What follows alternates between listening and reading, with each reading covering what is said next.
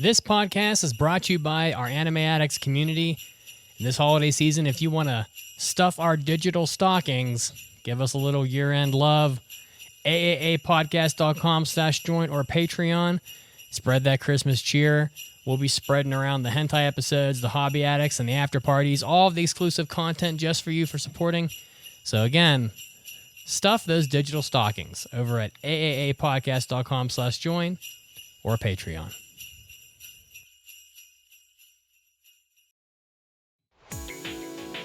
何よ、アニメアディクツアノニマスのライブブロードキャストやってるって言ってるでしょ。聞きなさいよね。You are listening to the Anime Addicts Anonymous podcast. Make your anime addiction worse at aaapodcast.com. And now, here are your anime addicts.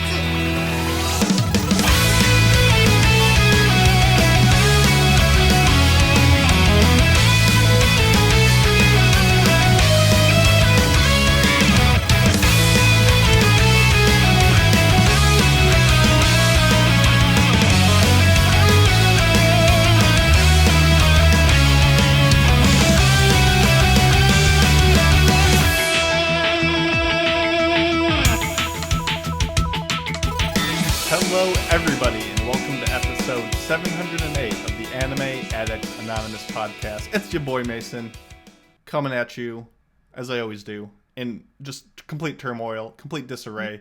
Listen to the little extra episode we did of the Hobby Addicts, understand why my voice is going to give out any second. Listen to why Caroline is just giving you guys all sorts of goodies and doing all the fun stuff. So Caroline, she's with me today. She's having a good time. How you doing with the tree? I'm doing good. My tree is lit as always. I got my little Christmas sweater going. Excellent. I am ready. I'm ready for the holidays. I joined you I'm in the also ready tree for my gang. computer. What was that? I got a tree gang too. I got a little tree. Ooh, It's a little nice. tree, tiny. It's trying its best. I was just about to say, I'm also ready for my computer audio to just like crap out any second, because why wouldn't it? Of course. I'm just expecting And it you know now. how it is. nowadays. It's Mason, it's Caroline, and as always with us, classic Mitz. What dark eyes you have. What Wow, you Mitz, know, and- what a lovely full What head hair of you hair have. Mitz, what a fantastic movie review and reaction channel that one can find on YouTube called Impressive Tony. You know what, Caroline? I'm starting to think this is not. No. I've spent a couple episodes with Mitsugi. I don't think this is him. I think instead we are being graced by one of the top 3 most loved hosts in all of AAA history. We have none other than the boy himself, Kazuo. Tony, how's it going? Welcome back. What's up? It is so good to be back. Also, top 3. Who are the other 2? That's what I want to know. I would After- say Enzo and Mandy are probably up there for most loved. I was going to say Okay. me and Mason, but No. The top 3 most loved hosts: Kazuo, and Kazuo. Yeah, baby. All right, everybody, we're back. Read 'em and weep. go. No, it's great to be back. I missed you guys. It's unfortunate that Mitz can't be here, but I'm sure he's off beating up a child or something. I don't know what Mitz does on his free time. well, canonically, every time that Mitz is off the show, it's because I, for some reason, killed him. That And makes then he comes sense. back to life when he comes back. So that's where he is right now, 6 feet under, hopefully forever. Oh no, you can't kill what's already dead. He's got a contract with Anime Satan. That's how he just keeps on coming back. That's Oh right. yeah, Climb- he's in a reincarnated isekai world right now. Yes, aren't Yes, we he's all? climbing out of his moe pit to hell, and Listen, it's like you never left. You already know all the lore. Yeah. Welcome everyone, especially Kazuo, to another episode, the last major one of the year. If you're listening to this not on Twitch, where we stream live every Sunday at 5 p.m. Eastern, we are taking next week off. So if you get your hopes up, they will be dashed accordingly. But on the 31st, we will have our next episode. So get that out of the way. I won't be here because I intend to enjoy New Year's Eve. Yeah, we are going to be talking actually a lot. We have a lot to get through this episode, so buckle in. We will be doing winter 2024 selections, looking ahead into the future, as well as looking into the past with a review of Scott Pilgrim Takes Off, as well as a couple other little mini reviews sprinkled in throughout the episode. So any last opening comments before we kick this bad boy off? No, I think I'm gonna have to make like Scott Pilgrim and fight all of the prior hosts of the podcast for supremacy. But aside from that, I'm ready to rock. I mean, That's a who are you great the most concerned of mind fighting? cannon right there. That's a good question. I mean, Mitz is always going to be a challenge, right? Yeah. Because there's a lot of He's- love he's there still as a well. He's current always the podcast. final boss, though. Yeah, But if yeah, he's yeah. currently a host, then would he even be a part of that? Ooh, Listen, that's a good people point. aren't going to be fighting, and Mitz isn't going to get involved. Even if he has no skin Mason, in the why you game. try to dash our dreams? I think Kimiko. She just seems rabid. You know what? She That's is, true. She does seem like that. She seems like she Although she gets her teeth in you, and you start foaming at the mouth. I do feel like Mandy has like a fury burning underneath, so She I uses think her there might ferret be. technique. Or you know Yeah. what they say, when a good man goes to war, Enzo might be. He might be That's true. keeping a secret dark side to him. Well, with I'm that, just envisioning. I'm envisioning Mandy summoning ferrets, like having them just appear from the forest and some attacking snake me. cats to go do her bidding. Yeah. Well, we'll leave this as an imagination to the viewer. With that, let's get to the big news of the week. おー、大ニュースです。It's time for big news of the week. We have a lot of news to get through, and I put most of it in the news break section. So for once, there's actually a good reason to listen to that if you want. But Caroline, did you have anything you wanted to strongly talk about? Yeah, you told me that like you mentioned possibly just skipping the news Skipping the portion news, of this yes. podcast just to have it in the news break. And then I come into the doc and I see both of you put news in our big news of the week Because section. mine I just So I'm wanted like, to ask you guys a question about, and the other one was something that Kazuo came in with. So all right, well, I think these are fairly short news pieces. Okay, so go for let's head into this. Okay, so at Jump Festa 24 event, I don't know how to say it. Jump Festa 2024, Jump Festa apostrophe 24. people don't know know how what to- you're talking about. It's the year. Yeah. Yes, event. Jujutsu Kaisen's mangaka Gaga or Gege, I don't know. I think it's gay. Gege Akutami made a statement that implies the manga's upcoming conclusion. He said, quote unquote, "This will probably definitely be the last Jump Festa where Jujutsu Kaisen will still be in serialization, hinting at the manga's end within the next year." I just really love his.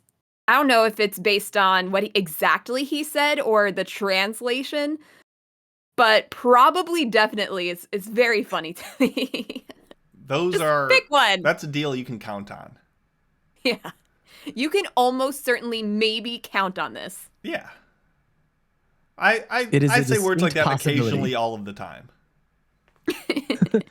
60% of but- the time, all the time. You got But it. that's pretty exciting because in the near future we should possibly get the conclusion of the anime as well. So Yeah, I like it when things do not drag on. When some guy's like, Yeah, me "Listen, too. I'm done writing this. I have the ending. Let's finish it." I think that's always I- for the best.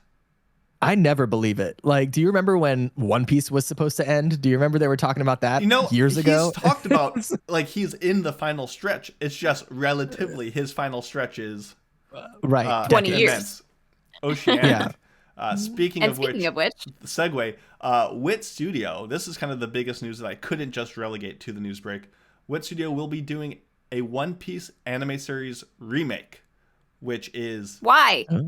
a good question. It's a good question. I mean, the anime has kind of caught up to the manga, and it's so strange to have so much of the original anime to go and then start a remake. Like Dragon Ball Kai, Full Metal Alchemist, like those waited until the first anime like finished its stead, and then we're like, okay, Yeah. we got some breathing room. We kind of revamped. Interest has maybe died down a little bit, and now let's bring it back better than ever. No, they still have years in the manga, years in the anime, and they're like, we'll start the remake now.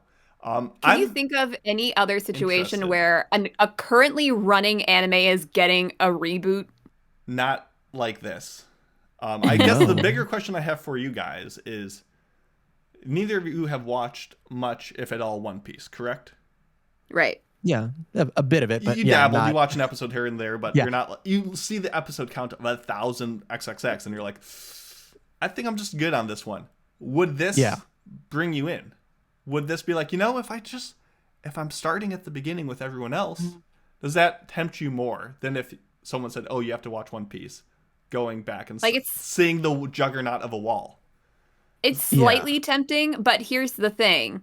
I don't typically watch shows outside of the podcast, and when I do, it's like on occasion when I have the time, when I can fit it in. Mm-hmm. But I know if I go in with the intention of watching this, then I'll be like, okay, I'll wait until next season, or I'll wait till it's done, or I'll wait till before the second season comes out. But I know it's going to get to 1,000 episodes without me watching it very quickly. So I think I'll be through the cemetery, hair last carrot line, waiting until One Piece was done. I was about to say, so look, guys, honestly, I'm an old man. I don't know how much happen. life I have left. So I don't know if I can start something like this and expect to finish it. Yeah. Also, I would probably go in with the expectation that the original is the way to go anyway. Yeah, and the question is, are they going to have to re-record all the voice acting? Or are they just editing it? Or are they reanimating everything? I'm kind of curious. I love me some Wit Studio. They do good work. And while I'm hesitant, I think this just is somewhat interesting and will get people to watch at least some of it. And that's really all Netflix needs. So it'll be interesting to see how this comes about, when it will be a thing, and how many people... Why it's going to be a thing. They have to come up with something. They can't just be the same thing over again. You don't drop a ton of money on a One Piece IP and then not follow through with milking it as much as you can.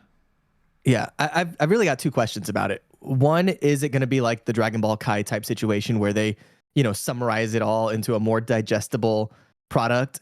And two, are we going to get the One Piece rap from the American version from way back in the day? Because we need a new version of that. Yeah, they need to update that rap with, I don't know, who's a popular rapper right now? Don't ask me. Caroline? What are the kids listening Caroline, to? I know you're into hip-hop. Who's a popular rapper? Drake. Ooh, the Drake One Piece rap. Yeah. And here's another question. If it's going to get put on like Toonami or something, will they have to redo the whole cigarette to a lollipop thing, etc.? Oh, just turn it into a vape?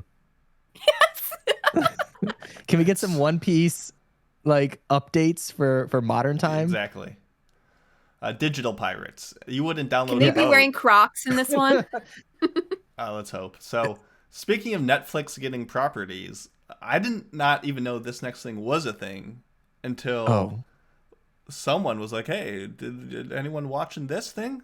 So let us know. I literally did I not watched hear a about couple this episodes of it, but I don't want to bury the lead. Yes. So I also watched a couple episodes, so I haven't finished it yet, but there is a live action Yu Yu Hakusho kind of like mini series that I think is a total of 5 or 6 episodes, I believe. 5 episodes, which seems ridiculous to me considering Yu Yu Hakusho is well over 100 episodes from the original anime. But it seems that they're just kind of doing this shorter, concise arc and not following the entirety of the series. I have been hearing that there's going to be potentially another season down the road, but I've started the first couple episodes. I guess you have too, and it's looking pretty good. It's a Japanese version, so it's not like One Piece, which has a bunch of English speaking actors and actresses in it. It is fully Japanese cast and studio and all of that, and I've enjoyed what we've seen so far. It's definitely pretty like bloody good. There's really good fight scenes in it. Not entirely sold on the casting. I think, Mason, you mentioned something about Kuwabara and what they did to him. And then they did like Koyama. They just didn't make him a kid. Yeah. So yeah, I kind of want to echo. I think the special effects are actually pretty damn solid in this show. Mm-hmm. Like, Yusuke gets tanked by a car, and you're just like, or a truck, and you're like, that like, I felt that. So it was brutal. The special effects are pretty solid. Obviously, I listened to the dub because I was doing a puzzle or something. I just needed something on, so I just put on dub, and the dub was not good. The dub was really... Are live action dubs ever good? No, but this one was a lot of fake bad crying. And regardless, so this just felt like it didn't do it justice. I didn't get the sense of adventure and enjoyment, and I didn't feel like I was watching Yu Yu Hakusho with the characters and essence that imbued it with the spirit that I enjoyed. It was just, there's they have the same names as the characters, but it was missing a lot. Like, I turned it off and just did a puzzle without any entertainment because it was not cutting it for me. I'm going to make a claim. Yes. I think the first episode of Yu Yu Hakusho, the original anime, is one of the best first episodes of an anime of all time. Like, if you show somebody that first episode, if you watch that and you don't feel something, then there's something broken within you. But oh no, Mason, is there something broken within you? The world broke I don't Mason disagree. A long time That ago. is a great first episode. But I think what the anime did, if I recall correctly, I could be wrong, is the manga spent more time of Yusuke in the human world, kind of coming to grips with things before the actual spirit detective stuff got going. And the anime kind of expedited it. They're like, okay, he died, he came to grips, blah, blah, blah. Let's get to the good stuff. And it kind of, after that first episode, accelerated into the good stuff, whereas the manga kind of dwelled in it. This live action is also kind of dwelling in the human realm the whole time. In fact, it's like, this is all that there is to it. So it did have the same elements, the flavorings of seeing your loved ones mourn over your loss and all that kind of stuff, which is good, but then it didn't do anything with it. Yeah, it wasn't nearly as powerful as I think the anime was when it comes to, the tragedy of what occurs at the beginning. I don't want to spoil too much of it, but like I've shown that I kind of spoiled that. I know, it's true. But I've shown that first episode to a number of people in my life, and even if they're not anime fans at all, they watch that first episode and they're just like, holy crap, like they are hooked. And then I have to tell them, well, the rest of the show is kind of like a shonen tournament. But I don't think you get that hair. Yeah, that's what I was always thinking about. Like, I've never watched Yu Yu Hakusho, but I have heard of the first episode and how it goes. But then, to my understanding, like the rest of the show is very different from that first episode. So I'm like, it's still good though. Still good. I don't know. This live action, not so much. There's a bunch of fight scenes where they like throw set pieces and then they just vanish in the next shot. Like, there's just a bunch of continuity errors. There's just, it's not great. It tried, but my boy Kuwabara, he looks so much not like him. It's so depressing. No. So what's wrong with him? Please let me spell it out for obviously, anime character designs are exaggerations. You have poofier hair, you have taller characters, you have bigger muscles. Like, that's how anime works. And I get that you can't do that in live action. But this guy just like the show itself, imbued none of the spirit, none of his big personality and aloofness. It was just some guy wearing blue clothes versus the character of Kuwabara that any one of you. Where's the pompadour? Where's the pomp? That's what the people are asking in the streets. But in the streets, they want to know. Yeah, that's right. It was the second I saw it, I just shed a single tear and closed the iPad slowly.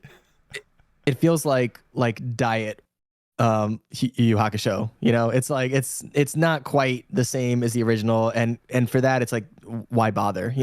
I have a real hard time with like remakes, reboots, all that stuff, where it's like unless you're gonna do something that is going to separate you in a positive way from the original property. Coming up later in the episode. I know. Sorry, go ahead. Yep. Also, Wonka review on my YouTube channel. I saw that today. Hot off the press. Yeah, it's like when you're gonna remake or reboot or just recycle something, like you have to bring something worthwhile to it. Otherwise, why bother? Like, we still have access to the original. Why would we bother watching a new version of that is subpar? So that's unfortunately where I am with the Yu Yu Hakusho live action. I'm with you there, my guy. For more on the Wonka movie, go check out his YouTube channel. Impressive, Tony. Do it. I check it out every now and then, see what's going on in the world. Watch your boy in the Gurren review. I am just a few subs shy of 2,000, so hopefully we hit that. I'm trying to hit it by the end of the year, so we shall see if I achieve my goal or if I have to commit seppuku. I don't know. Listeners, only you can save are those the only suicide. two options? Look, I cannot live with the dishonor of not hitting 2,000 subscribers by the end of the year. We just won't put out this podcast episode until you hit 2,000, and then we'll put it there out. You go. So, are we going on strike? We're holding it hostage. This is the last episode you guys will ever hear until Tony hits 2K. Let's move on, though, to our main segment, which is Winter 2024 selections. As much as I hate to say it, Oh, actually, I forgot. I need to do a 2-second shout out to the 12 new listeners that we have in the audience who are from my hockey team. So, if you don't know, I play they're so sweet. a pretty competitive level of hockey, and we have not won the championship in a few years. We're like an always the bridesmaid, never a bride kind of thing. We always make the playoffs, but we can never close it out. And occasionally we have games on Sundays.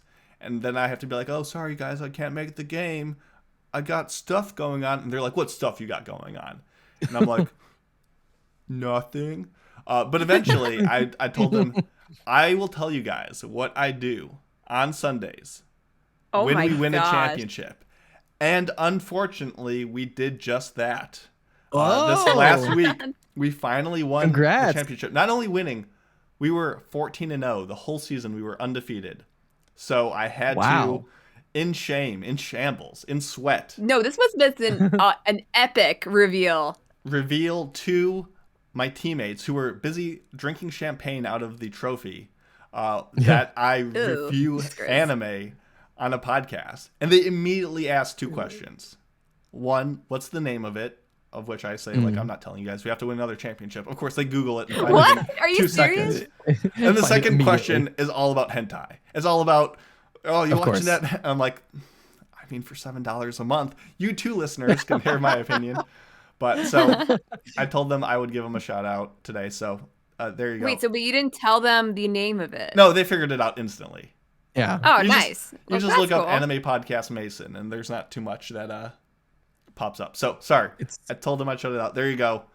Now let's get to Winter 2024. And then they're going to be like, are you telling me that you missed so much hockey for this shit? Yeah, I know. They're going to judge you now. They're going to be like, I cannot believe that this is more important to you. Yeah. So, for shame. Sorry. Podcast back on track. The Winter 2024 season, it's here. It's upon us. We are just weeks away from the new slate of shows starting. And we made our picks. And we have each 7 shows that we will be reviewing in the next couple of weeks. And of those 21 shows, I can't math. I'm not an engineer. Don't hate me. He played hockey. We will pick. Yeah, exactly. Shambles. We will figure out the 9 shows that we will be reviewing. So what we are going to do is run through the 7 shows each of us thought was maybe a good idea to watch. Oh, God. Will talk about Don't frame it like that. Our expectations, and Tony will be reviewing Mitz's picks. So Mitsugi made his picks. Oh, no. And our third-party associate here will be like, Mitz, this was a great choice. The show looks fun. I think it'll be engaging because of this and this. Or you'll be like, I don't think this will be good. What were you thinking, my man? What was he smoking? No, but there's something very interesting about this list here, because in case people don't know, like we make a long list of picks and then we roll a dice. Whoever got a lower number will get that would be the priority pick. So if we made similar choices, then that person would get the pick. Mitsugi got the lowest number with a 7, and yet he had to go so much further down the list than either of us had to. I don't know how that Miss happened. Caroline getting 7 for 7 of your top picks. I know. But we'll get to that.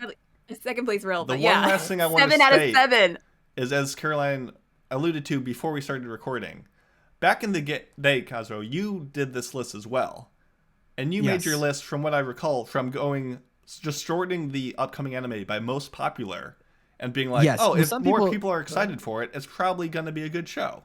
Yes, and everyone would agree that is the best course of action to take for something like this. I think it's undeniable that the best idea is, my idea all the time. But in this particular case, to just pick, the most popular shows, and you can't fail. Exactly. And I believe, that Mitsugi follows exactly the same mindset. He sometimes filters out romances, but for the most part, he is living on your spirit. So in an alternate world, sure that he's this could have been your same list. Thing. This could have been you. And I want you to let us know how that makes you feel.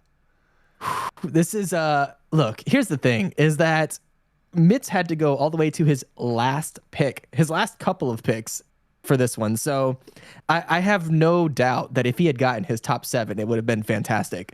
But having to dig that deep and to go all the way down to number 15 it's going to be rough for anyone. There's just no way you can win when it comes to that. But that's fair. So who wants to start? Caroline, You want to give us an example of how this all goes Sure, down? sure. So when you said that like these are going to be our like the best shows of the season based on what we've picked, heartedly disagree because I'm embracing the mid this year. I might have gotten my top 7 choices, but I would probably hesitate to say that these are going to be good. Gotcha. So instead of fighting against the I'm walls of embracing. mid, you're dancing with it. You're letting the mid flow through you.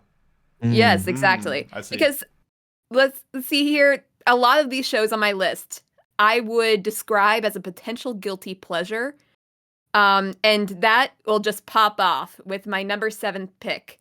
Let me get my list up here. So my number 7 pick is, I'm going to try to say this in Japanese and fail miserably. Godspeed. Loop 7 kaime no Akuyaku Reijo wa Moto Teki Koku de Chiyu Kimama na Hananyome Seikatsu wo Mankitsu Suru. Otherwise known as Nailed it. 7th Time Loop. The villainess enjoys a carefree life, married to her worst enemy. Based on a light novel. Of Very course. surprising. Incredible. Okay, here's the synopsis.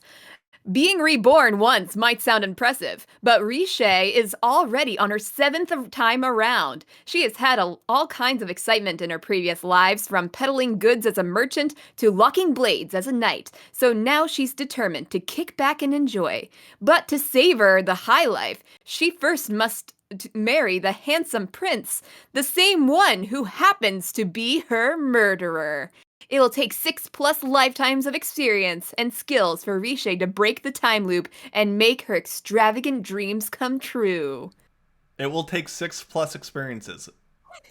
7, perhaps? Well, 6 full lifetimes plus what she's lived in her 7th. So, yeah. Spoilers. Well, not a spoiler. It's basically. It's like if synopsis. ReZero was like, he gets reincarnated 74 times, and you can just be like, okay, let's see how many he's got left.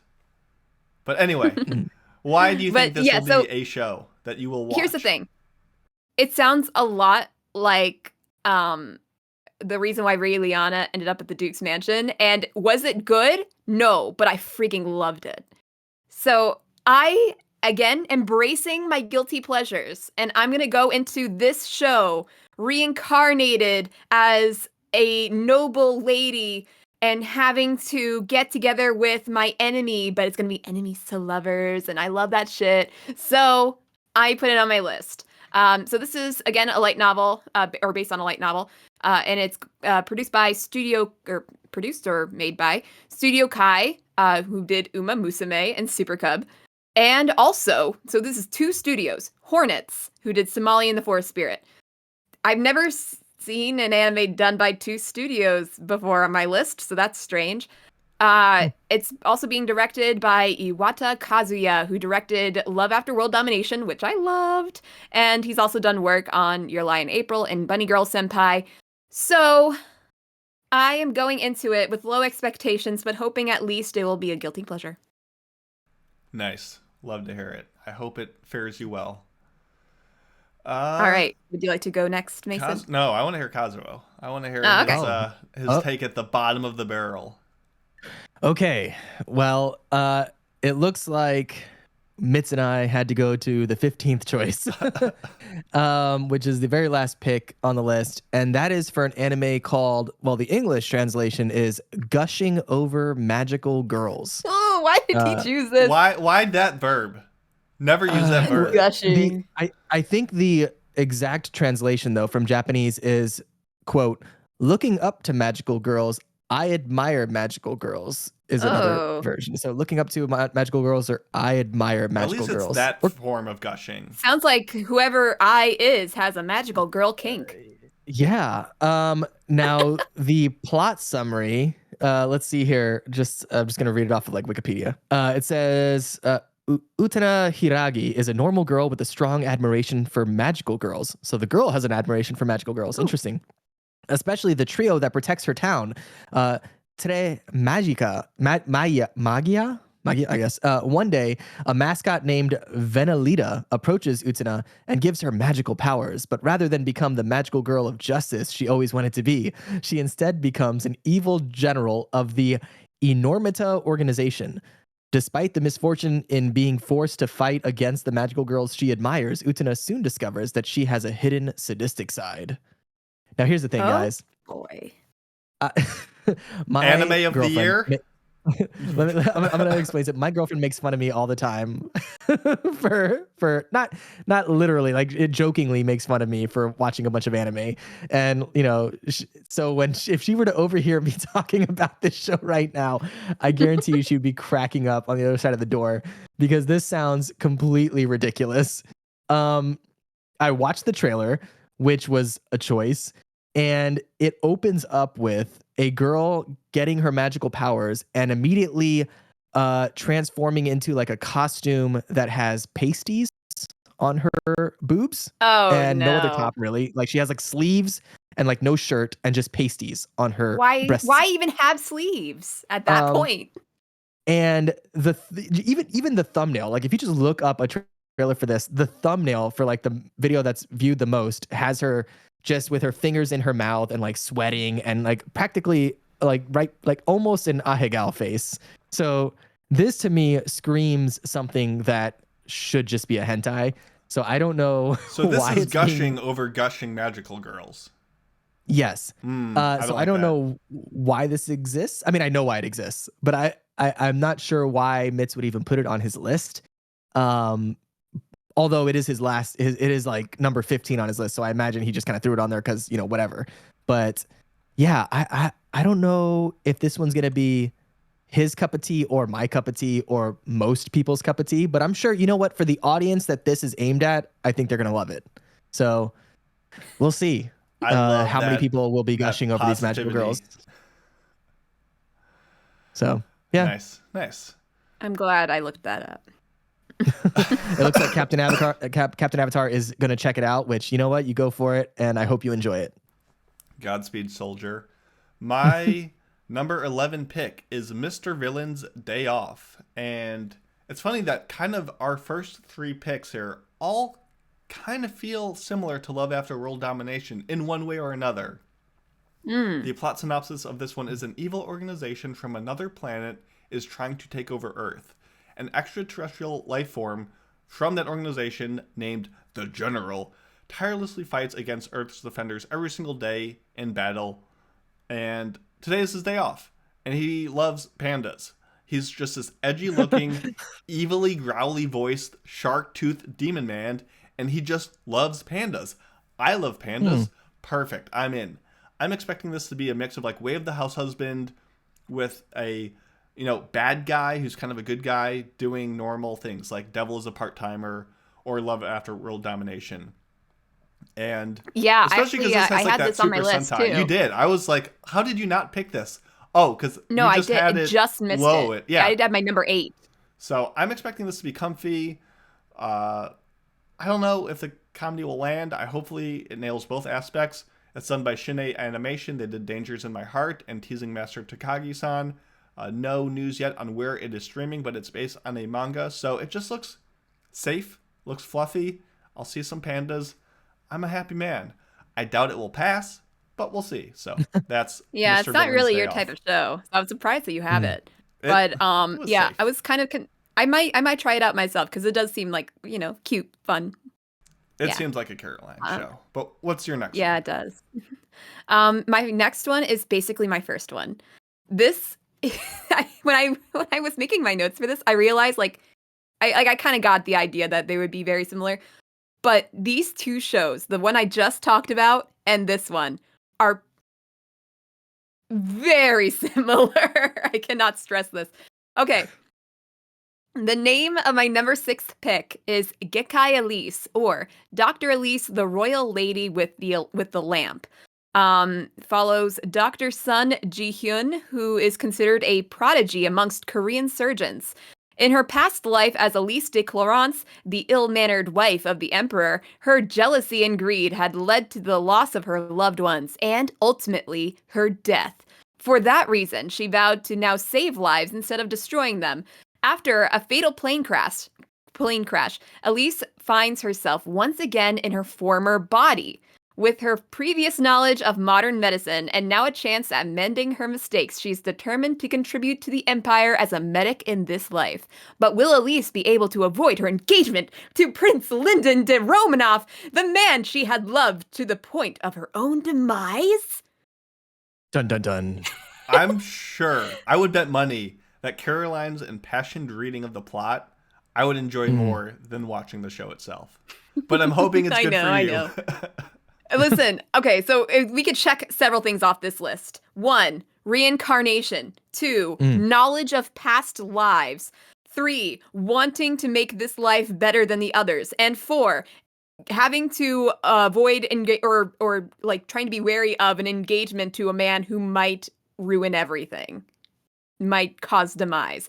So many things are happening that are just the same, and yet they're all in the same season. Like coming out at the same time. So I'm curious to know which of these two very similar shows will be better and which, maybe both, will be my guilty pleasure. Hopefully one, in case like they're both awful. You never know. I think we're going to have to crunch some numbers on how many reincarnation shows are coming out this season. Yeah, so we were even talking about this before we hit record, but we were talking about the trends of what you remember being very popular in anime when you were doing the show and what is trendy now. Reincarnation, absolutely, is the insane. trend. Yeah. Yeah. Mitsugi's next pick involves reincarnation as well. So be prepared. There's going to be quite a bit of that this season. Yeah. So just to finish off here, this is based on a web novel. It is being done by Maho Film, who also did I'm the Villainess, so I'm Taming the Final Boss. So very appropriate for this work, very similar, somewhat. And they also did In the Land of Leodale, which sucked, so I hope it's not like that. It's being directed by Habara Kumiko, who directed I'm the Villainess, so I'm Taming the Final Boss. So, we might see a bit of similarity in that as well. So that is my number 6 pick. All right. You may continue. I guess I go next. Yep. Okay, so the number 6 pick for Mitsugi was his 14th choice, so he got his bottom 2, which is terrible. But this one is called, let's see, the Japanese title is Isekai de Mofu Mofu Nade Nade Suru Tame ni Ganbattemasu, which is being translated much more succinctly into Fluffy Paradise. I like it. But the actual translation is I'm doing my best to make myself at home in another world. And right off the bat, this is being created by it's EMT Squared is the name of the studio. And their most popular show that they've ever done is a show called Love Tyrant or Renai Bokun. And that is an anime that I think I reviewed on the podcast in 2017 in the before time, and I absolutely hated that show. I'm gonna review the so tapes. bad. I'm gonna see if I can find exactly where this is. It was in 2017. It would have been was it spring or no summer? No, yeah, spring 2017. And so this show, the plot summary is Akitsu Midori, 27 years old, ends up in another world after dying from overwork. I got reincarnated into another world after God blessed me with a special ability. This ability is to be loved by non-human beings. Huh? This is what it literally says. Meaning that humans might not like me, but all the fluffy animals will love me. Whoa, I get to pet a white tiger and dragons to my heart's content. After being reborn as Nema, the youngest daughter of a top-class noble family, I'm doing my best to survive for the survival of humanity while enjoying this world's fluffiness. So if you watch the trailer, it's a very tiny and very cute 3-year-old little girl who is going around and like hugging tigers and dogs and all these cute little animals, except it's not a 3-year-old little girl. It's a 27-year-old man in the body, God. I guess. It's a 3-year-old. Oh, I missed the part where it was a man. So at least that's how I understand it. I could be wrong, but I'm pretty sure that's what it is. So this looks if I didn't know that it was a 27-year-old man, I'd be like, oh, this is a cute little show with this cute little girl and fluffy animals. How sweet. But now it's just weird. And knowing that it's from the studio that did Love Tyrant, I am just, I Which you gave I do it not- 2 to. yeah, Allegedly. it was not, yeah, it was no bueno. So this, I'm assuming, is also going to be no bueno. Or, but here's the thing, is like just watching the trailer, if you don't read the subtitles, it's like, this looks cute. But after reading that plot summary, I am unsure about how good this is going to be. But I guess only time will tell. I actually put that show at my number 10 because I also had similar thoughts. Like, oh, that sounds like a cute, fluffy show. Literally Yeah. fluffy. But yeah, I'm kind of glad I'm not taking that one. I think Mitsugi is going to have an aneurysm this season. I don't know if he's going to make it through, guys. It's He always might- a question. Every season is just going to be, is this the one that ends him? Is this the one that just pushes him over the edge? Yeah, I mean, that's why people besides tune in. a recurring killing off of him by Caroline's hand. Yeah. You don't know this, Kazuo, but we do have a betting channel on our Discord where people Oh. place bets on what scores we will give different shows. And all the bets are actually donations to the podcast. So Cool. we're not exchanging real money, but whatever. So I feel like there might be a new bet going on, like what season will Mitsugi just implode? That is a good bet. I know he tries to stay as healthy as he can in his life, but you can only do so. The heart can only take so much. Disappointment. This is far more evil than seed oils right here. Yeah, 100%. No, don't bring that in here. This is our sanctuary Yes. from all that. Okay. You're next, Mason. My next pick is Hokkaido Gals Are Super Adorable. And Oh. what more can I say than true? This tells the story of Tsubasa Shiki, who lived in Tokyo. He moves up to Kitami City, which is up in the cold, wintry land of Hokkaido. And presumably, he meets and falls for girls who come from Hokkaido who dress in the Gyaru fashion. Hence the title. And this is just perfect. Hokkaido is the perfect setting for a wintertime show, and a slate of waifus to warm the heart sounds better than hot chocolate. This is done by, once again, 2 studios, Blade and Silverlink, who collaborate often. They did The Maid I Hired Recently Is Mysterious, and Level 1, Demon Lord, and One Room Hero. And as expected, from those studios, this looks positively awful. Not every Garu show has Look at the that grace rack. of Cloverworks to bless it. It's just probably going to be a bland romance shows with a bunch of just generic waifus spread all over the place. It's based on the manga. It's on Crunchyroll. Here's to being wrong. I hope this is endearing and charming, but I have my doubts. You guys know I hate Silverlink, so I'm just picking it so I can make sure that it fails. No, I'm kidding. I'm going to give it an open mind, but I don't expect much. Well, based on the fact that the promotional art has most of the emphasis based on her boobs, I'm going to say this 10 might out of not 10. be the fluffy show that you're looking for. Oh, it'll be fluffy. A lot of fluff this episode. What's next? Okay, let's see here. My next pick on my list, my number 5, is Oroka na Tenshi wa Akuma to Odoru. The Foolish Angel Dances with the Devil. So I actually think I've heard people talk about this show on our Discord, but didn't know anything about it.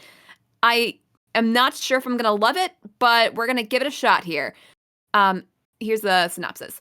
Akutsu Masatora is a demon who has infiltrated a high school in the human world. His goal is to find candidates to aid Hell in the fight against their natural enemies, the Angels of Heaven. Akutsu falls prey to the beauty of his classmate Lily Amane and decides to recruit her to his cause. But there's more to Lily than meets the eye. Akutsu not only finds himself an accomplice to one of the very enemies he's supposed to defeat, but he also might have developed feelings for her.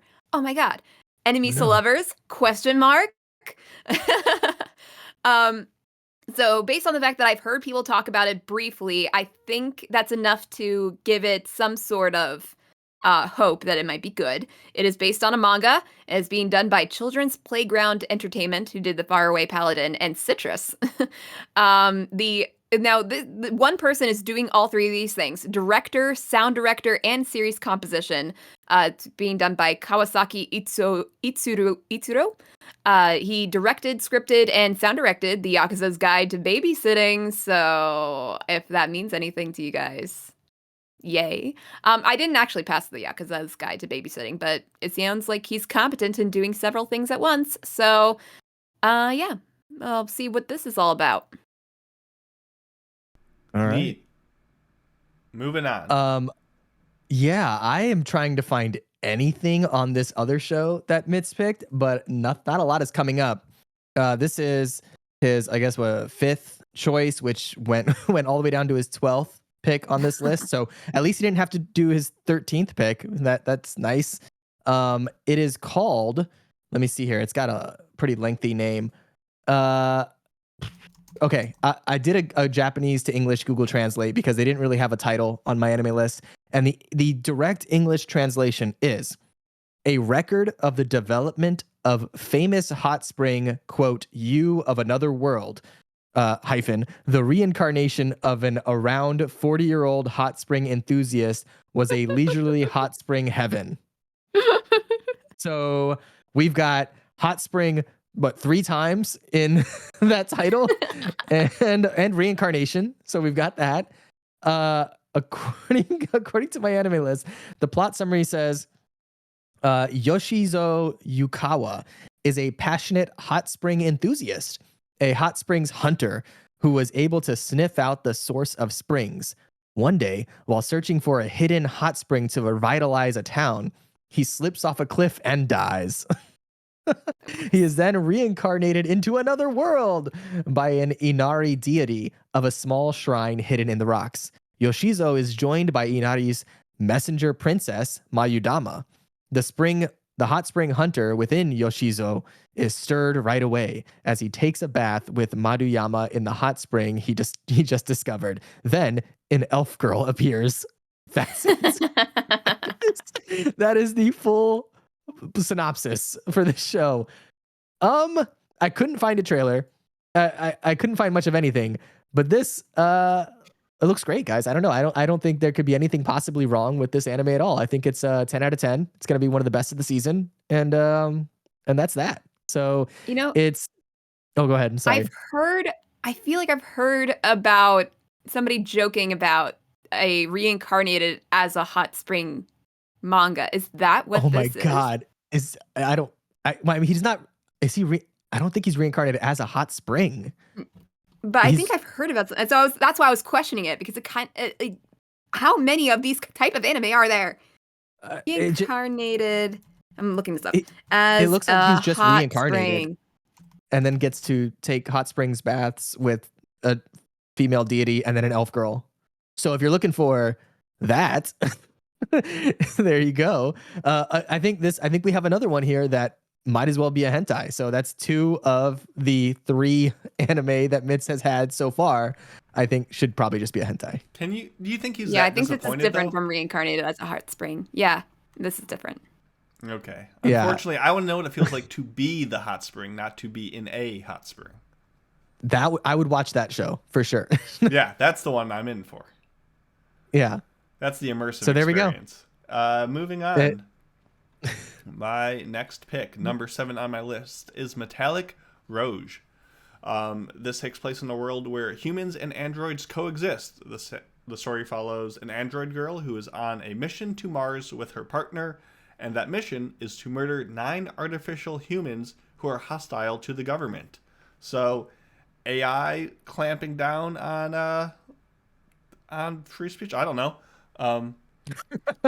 Who knows what it is? This might be a little too close to home for a lot of things. But it's done by Studio Bones, which is the main reason why I picked it.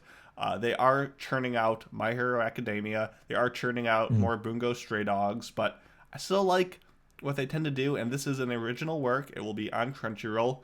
And yeah, Bones just has style and swagger and sick fight scenes. I love their choreography, so I'm hoping that's enough to get my interest. Murdering of Android sounds like we were getting a second helping of Pluto, which I'm all for. Just instead of dour psychology, we're likely to get a little more flash and sparkle. The PV was semi-promising, but I'm not sold on it yet. It just seems competent and fine, but it's really going to be how do they play with the whole AI, robot, android, humankind, government, oversight, all that kind of stuff, how it is bundled together. It could be really good, or it could be something more like Curl and Tuesday, where it kind of misses the mark in favor of aimlessness in a sense. So we'll see. Could be good, could be bad. Middle of the list, middle expectations, but Bones has a good track record. So that's my number 3 selection. What do you got next, Caroline? All right, next up on my list, number 4, Boku no Kokoro no Yabayatsu, Season 2, The Dangers in My Heart, Season 2. If any of us were going to put Season 2 on the list, it was going to be me, of course. So for those unaware what The Dangers in My Heart is about, basically about a guy who is likens himself to be a serial killer. He is in middle school, Kazuo. He's in middle school. He's like, I cannot wait to murder somebody. Like that's his that's what he thinks he wants. But then he sets his sights on like the most popular girl in school. Her name's Yamada Anna. She's best girl. She's so great. And he's like, this is the girl I want to murder because he just he's so fixated on her. But then he realized, no, wait, I don't want to murder her. I want to date her.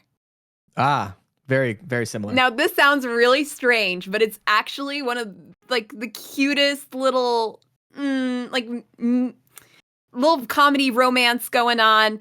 So first season was very good. I really enjoyed it. So second season, here we go. I wish Kazuo had a sequel on his list so that he could, without watching the first season, be like, okay, Yes. I didn't read anything. Season 1 tells a story about this guy with a heart disease, and it's dangerous to him, so he has to undergo a surgery, and it's actually replaced, and just make up your own backstory. So. Yeah. Well, also coming out this season is Mashal Season 2, which none of us put on our list. I'll just spoil that. What do you think Season 1 is about? Oh, for Mashal? Mashal. Oh yeah, that is I mean, clearly it's about it's a apocalyptic world where a series of fighter jet cats, they're both cats and fighter jets, and they have to stop the destruction of their scratch post planet, which is a planet just obviously compiled completely of scratch posts, from mold.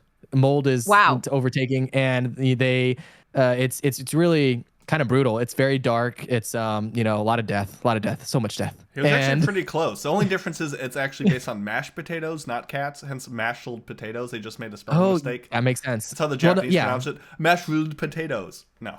Yes, that's right. You were close, but I will say that the real synopsis is basically Harry Potter meets One Punch Man.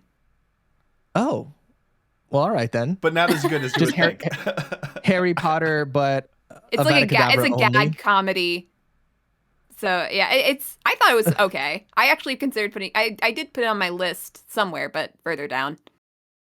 I see. Well, that's close. I wasn't far off. Yeah, you really weren't. Yeah. It was in fact an anime, so I was close in that regard. Did you have anything else about Dangers in My Heart besides season 2? What more needs to be said?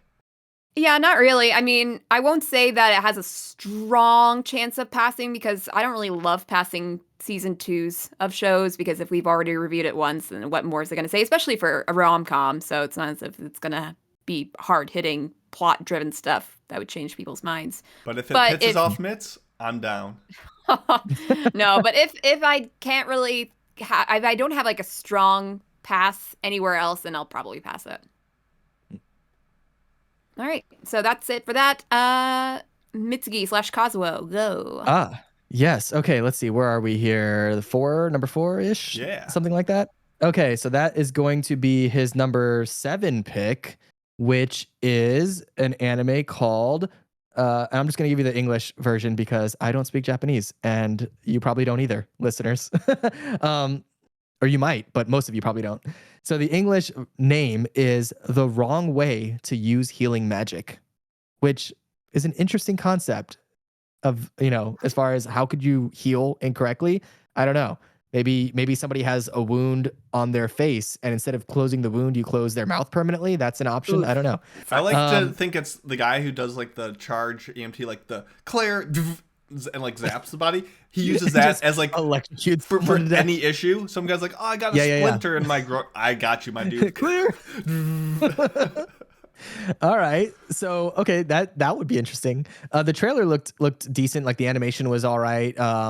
And as far as the studios are concerned, one of the studios there, it looks like there's two studios working on it. One is Studio Ad. Is that the name of the studio, or do they just not have a name and it just says? But it looks like this is the only thing they've worked on. But also Studio Shine and Animation, which I know of working on all of the skilled teaser Takagi-san like stuff. They have like shows and spin-offs and all of that. But probably my favorite anime that they've worked on is one called Ama Ama to Inazuma, which is Sweetness and Lightning, which is like a cute little anime about a dad and his little daughter. I don't know if you guys have ever seen this or remember this anime. Okay. I've heard of it, but I've never seen it. Yeah, it's a very sweet little anime. And so they made that or were producer on that. So that kind of gives me a little bit of hope. As far as what the show's about, the synopsis here says Ken Usato is a normal high schooler in every sense of the word, average grades, dreams, and a tendency to dislike extraordinary people. However, when he encounters the president and the vice president of the student council, both popular and extraordinary, he immediately befriends them. All of this is interrupted when Ken's new friends are summoned into another world, and he accidentally gets summoned as well. Dejected and with no way to return, he resigns himself to staying quietly in the new world until he finds out he has an affinity for healing magic, a very rare form of magic which gives him both self-confidence and the attention of all mages. However, of course. not all attention is good, which is something Ken realizes when he is noticed by a crazy fellow healing magic user. So, you know what? At least he didn't die before he was reincarnated into this other world. He just went there. So we've got that going for us. It's no reincarnation, isekai, but it is just an isekai. But the animation quality looked pretty good. I'm sure it's going to have all of the tropes of like, there's this young boy in a fantasy world and there's a bunch of like, attractive ladies that all love him for some reason. but it looks fun enough. I think of the shows that we've talked about so far, as far as Mitz's shows, I think this is definitely the best. I think it's worth watching. Will it get great reviews or will it even pass? I can't say for sure, but I definitely think it has a solid chance. I sure hope that it gets better considering, the last show that we talked about was number 12 on his list, and this one is his number 7. So quite a jump, I would say. Yeah, absolutely. We'll see. Next one on my list, my number 5 pick is Buchigiri. And it is the story of Aladdin Tomobishi, a young man who becomes embroiled in a battle to see who is the strongest. I think this is just kind of like a fighting show, maybe a little bit of combat with a bit of magicness. All I know is that it's directed by Hiroko Utsumi, who previously did Skate the Infinity, which, if you know anything about, is kind of like a skateboarding battle show, but so unrealistic and over the top that it's kind of comical. It's just a highly exuberant, very lively world of wacky characters and silly situations, and that's exactly what I'm expecting here. So just not skateboarding battles, just fisticuff battles, or I don't know. It's done by MAPPA, who we all know, Attack on Titan, Jujutsu Kaisen, Vinland Saga, you know them. This is an original work, though there is a 1980s manga called Buchigiri, which it doesn't say there's a connection to. I don't know if it's associated in any sort of way, but I don't know. I don't know what we're getting into. It looks stylish and bright, and I liked the concept of Skate. I just didn't like the characters and quite where it took the story, but those same wacky characters in a different setting could be a lot of fun. So I'm excited to check it out. It's on Crunchyroll. Buchigiri. It's got a question mark in the title, and that's exactly how I feel about it right now. So that's all I got for that. What do you got next, Caroline? Okay, number 3 on my list is Ishura. Here's the synopsis. In a world where the Demon King has died, a host of demigods capable of felling him have inherited the world. A master fencer, a lancer, a wyvern? I don't know how to pronounce that. Wyvern. Rogue, Wyvern, an all-powerful wizard and an angelic assassin, eager to attain the title of true hero. These champions each pursue challenges against formidable foes and spark conflicts amongst themselves. The battle to determine the mightiest of the mighty begins. I think this would be a fun fighting show, kind of similar to what Mason said. Just I'm at least I'm hoping it is. I hope it's not going to be silly and corny and dumb. Because here's the thing, I actually did not watch any of the PVs for my shows this season. Usually I do, okay. but I got bold lazy move. with it. Yeah, I got lazy with it. I just wanted to get my list done. I wasn't in the position to listen to the PVs at the time, so I'm just like, you know what? Let's go a little crazy with this. So yeah, I put on my list at number 3, and it is based on. Is it based on a light novel, or did I just accidentally put that in there? Because that definitely does not seem like a light novel type show. I don't. Well, anyway, whether or not I'm wrong, because it definitely doesn't seem like it should be a light novel. And it's highly possible that I did not type in the right thing. But it's being done by Passion, who did Ishizoku Reviewers, which, in case you are unaware, it was like the weirdest hentai of the year. Yeah. Okay. No, it wasn't a hentai, but it was like it was one of those. It was one of those where it was so ecchi, it might as well have been a hentai. Gotcha. Okay.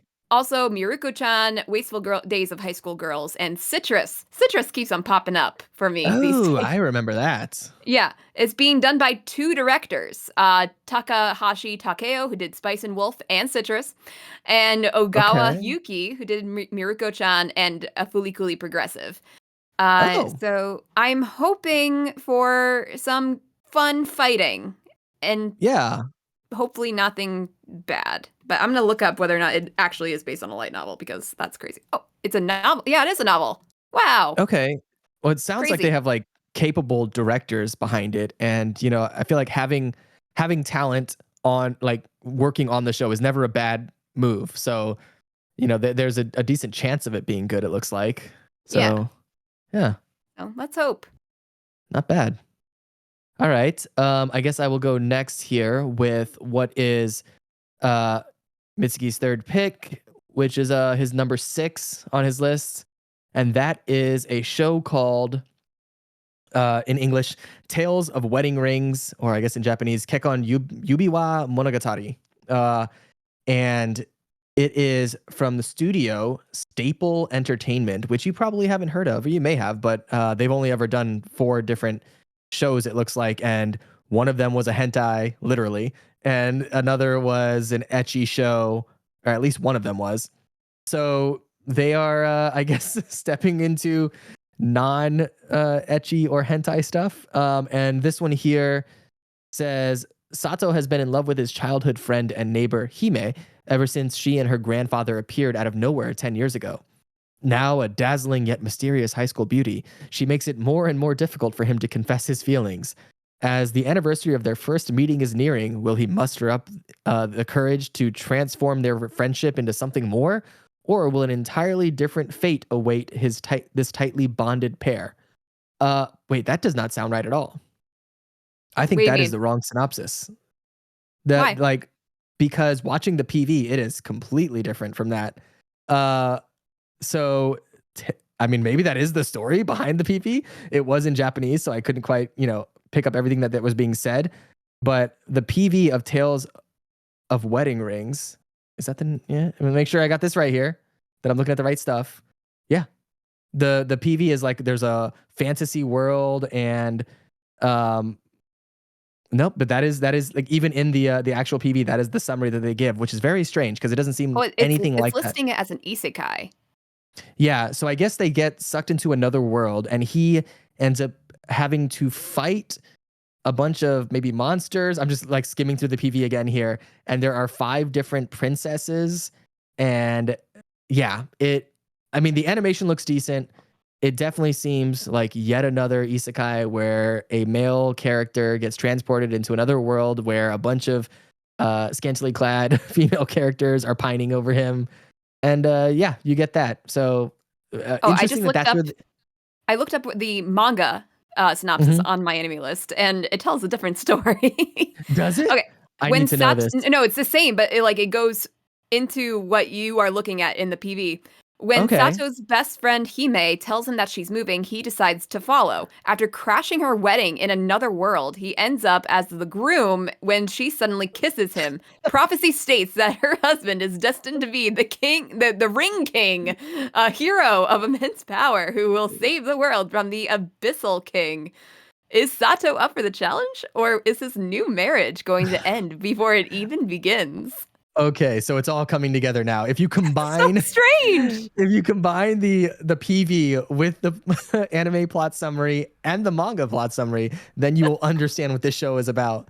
And I'm not expecting a lot from this one. It's made by a studio that has made like 50% of the shows that they've made are hentai or ecchi. So this one is not classified as ecchi, so that's got that going for it, I suppose. But you know, actually no, it is. It is in fact the genres on my anime list are action, fantasy, romance, ecchi. So there you go. We're back. You know what baby. you're getting yourself into here.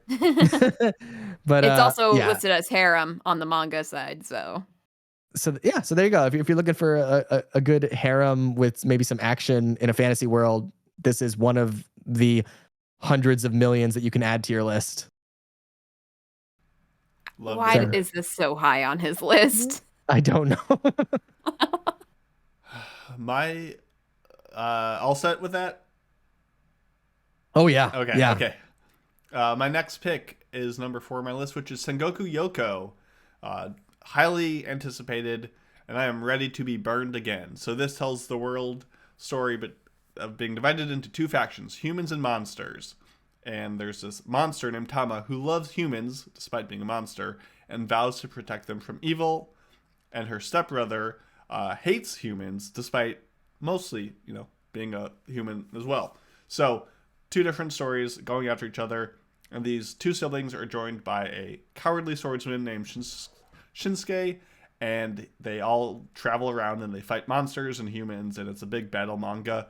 And the reason why this is highly anticipated and I'm ready to be disappointed again is that this is the 3rd adaptation by the beloved mangaka Satoshi Mizukami, who did 2018's Planet With, which was surprisingly decent, 2022's Lucifer and the Biscuit Hammer, which was surprisingly awful, and now it's this one's turn to step up to the plate. So we will see how it is. It's done by White Fox, who have been pretty quiet since ReZero, and are a decent studio though, so definitely in better hands than with Lucifer. This will be once again on Crunchyroll.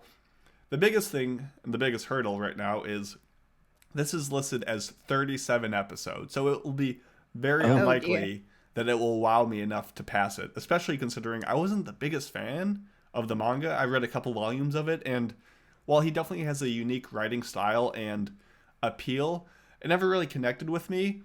And while the PV definitely indicates more promise than what Lucifer got, there's a lot of fighting in this, and it will rely on really good animation, and it wasn't really cutting it in the PV where it should be, really flexing its best muscles to say, hey, we're going to bring this to life and really make it worth your time. So really at the moment, the biggest draw is that it will be composed by the phenomenal Evan Call, who has just been knocking out of the park on all of his projects. So probably will sound awesome, definitely has a good foundation.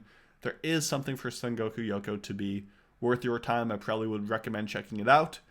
That said, 37 episodes is a bit of an ask, and we'll see how much it really wows me to get a pass. So that was my number 4 pick. And now we each have 2 shows left, so let's blast through them. All right. Yeah, I'd originally considered that show just because I liked how the promotional art looked, but didn't really call to me. All right, so my number 2 pick, Yubisaki to Renren, A Sign of Affection. It's a story about Yuki Itose, is a hearing impaired university student whose world has been shrouded with silence since birth. She has lived in the same place her whole life and rarely interacts with others save for her best friend Rin Fujishiro. During her commute one day, she meets the silver-haired and multilingual Itsumi Nagi, a mutual friend of Rin. Unlike most, Itsumi is unwavering when he learns of Yuki's impairment. This, along with his experiences abroad, fascinates and touches her. After they part, her fondness of him starts to grow. A new world begins to open for both Yuki and I think I'm pronouncing it wrong, Itsuomi, as they learn about each other's different lives. Yubisaki to Renren is a light-hearted romantic comedy that illustrates the silent life of a university student and how one man sharing his world starts to change her own. So I got really excited when I read that because I think it's very interesting. It gives me silent voice vibes just because, the main character is deaf. And, I like my romance and all that.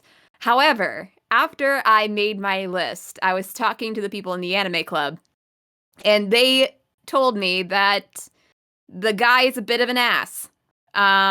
So now I'm starting to think it might be more like Blue Spring Ride, where I just dislike the couple and I don't care about their relationship whatsoever. So, and also, based on the plot synopsis, it does seem like Yuki is more interested in the guy than the guy is interested in her. So that's not great for a rom-com or not, or I don't know if it's a comedy, but romance show. So it's based on a manga. It is being done by Ajia Do, who did Ascendance of a Bookworm and Kakushi Goto. And it's also being directed by Kakushi Goto's director, Murano Yuta.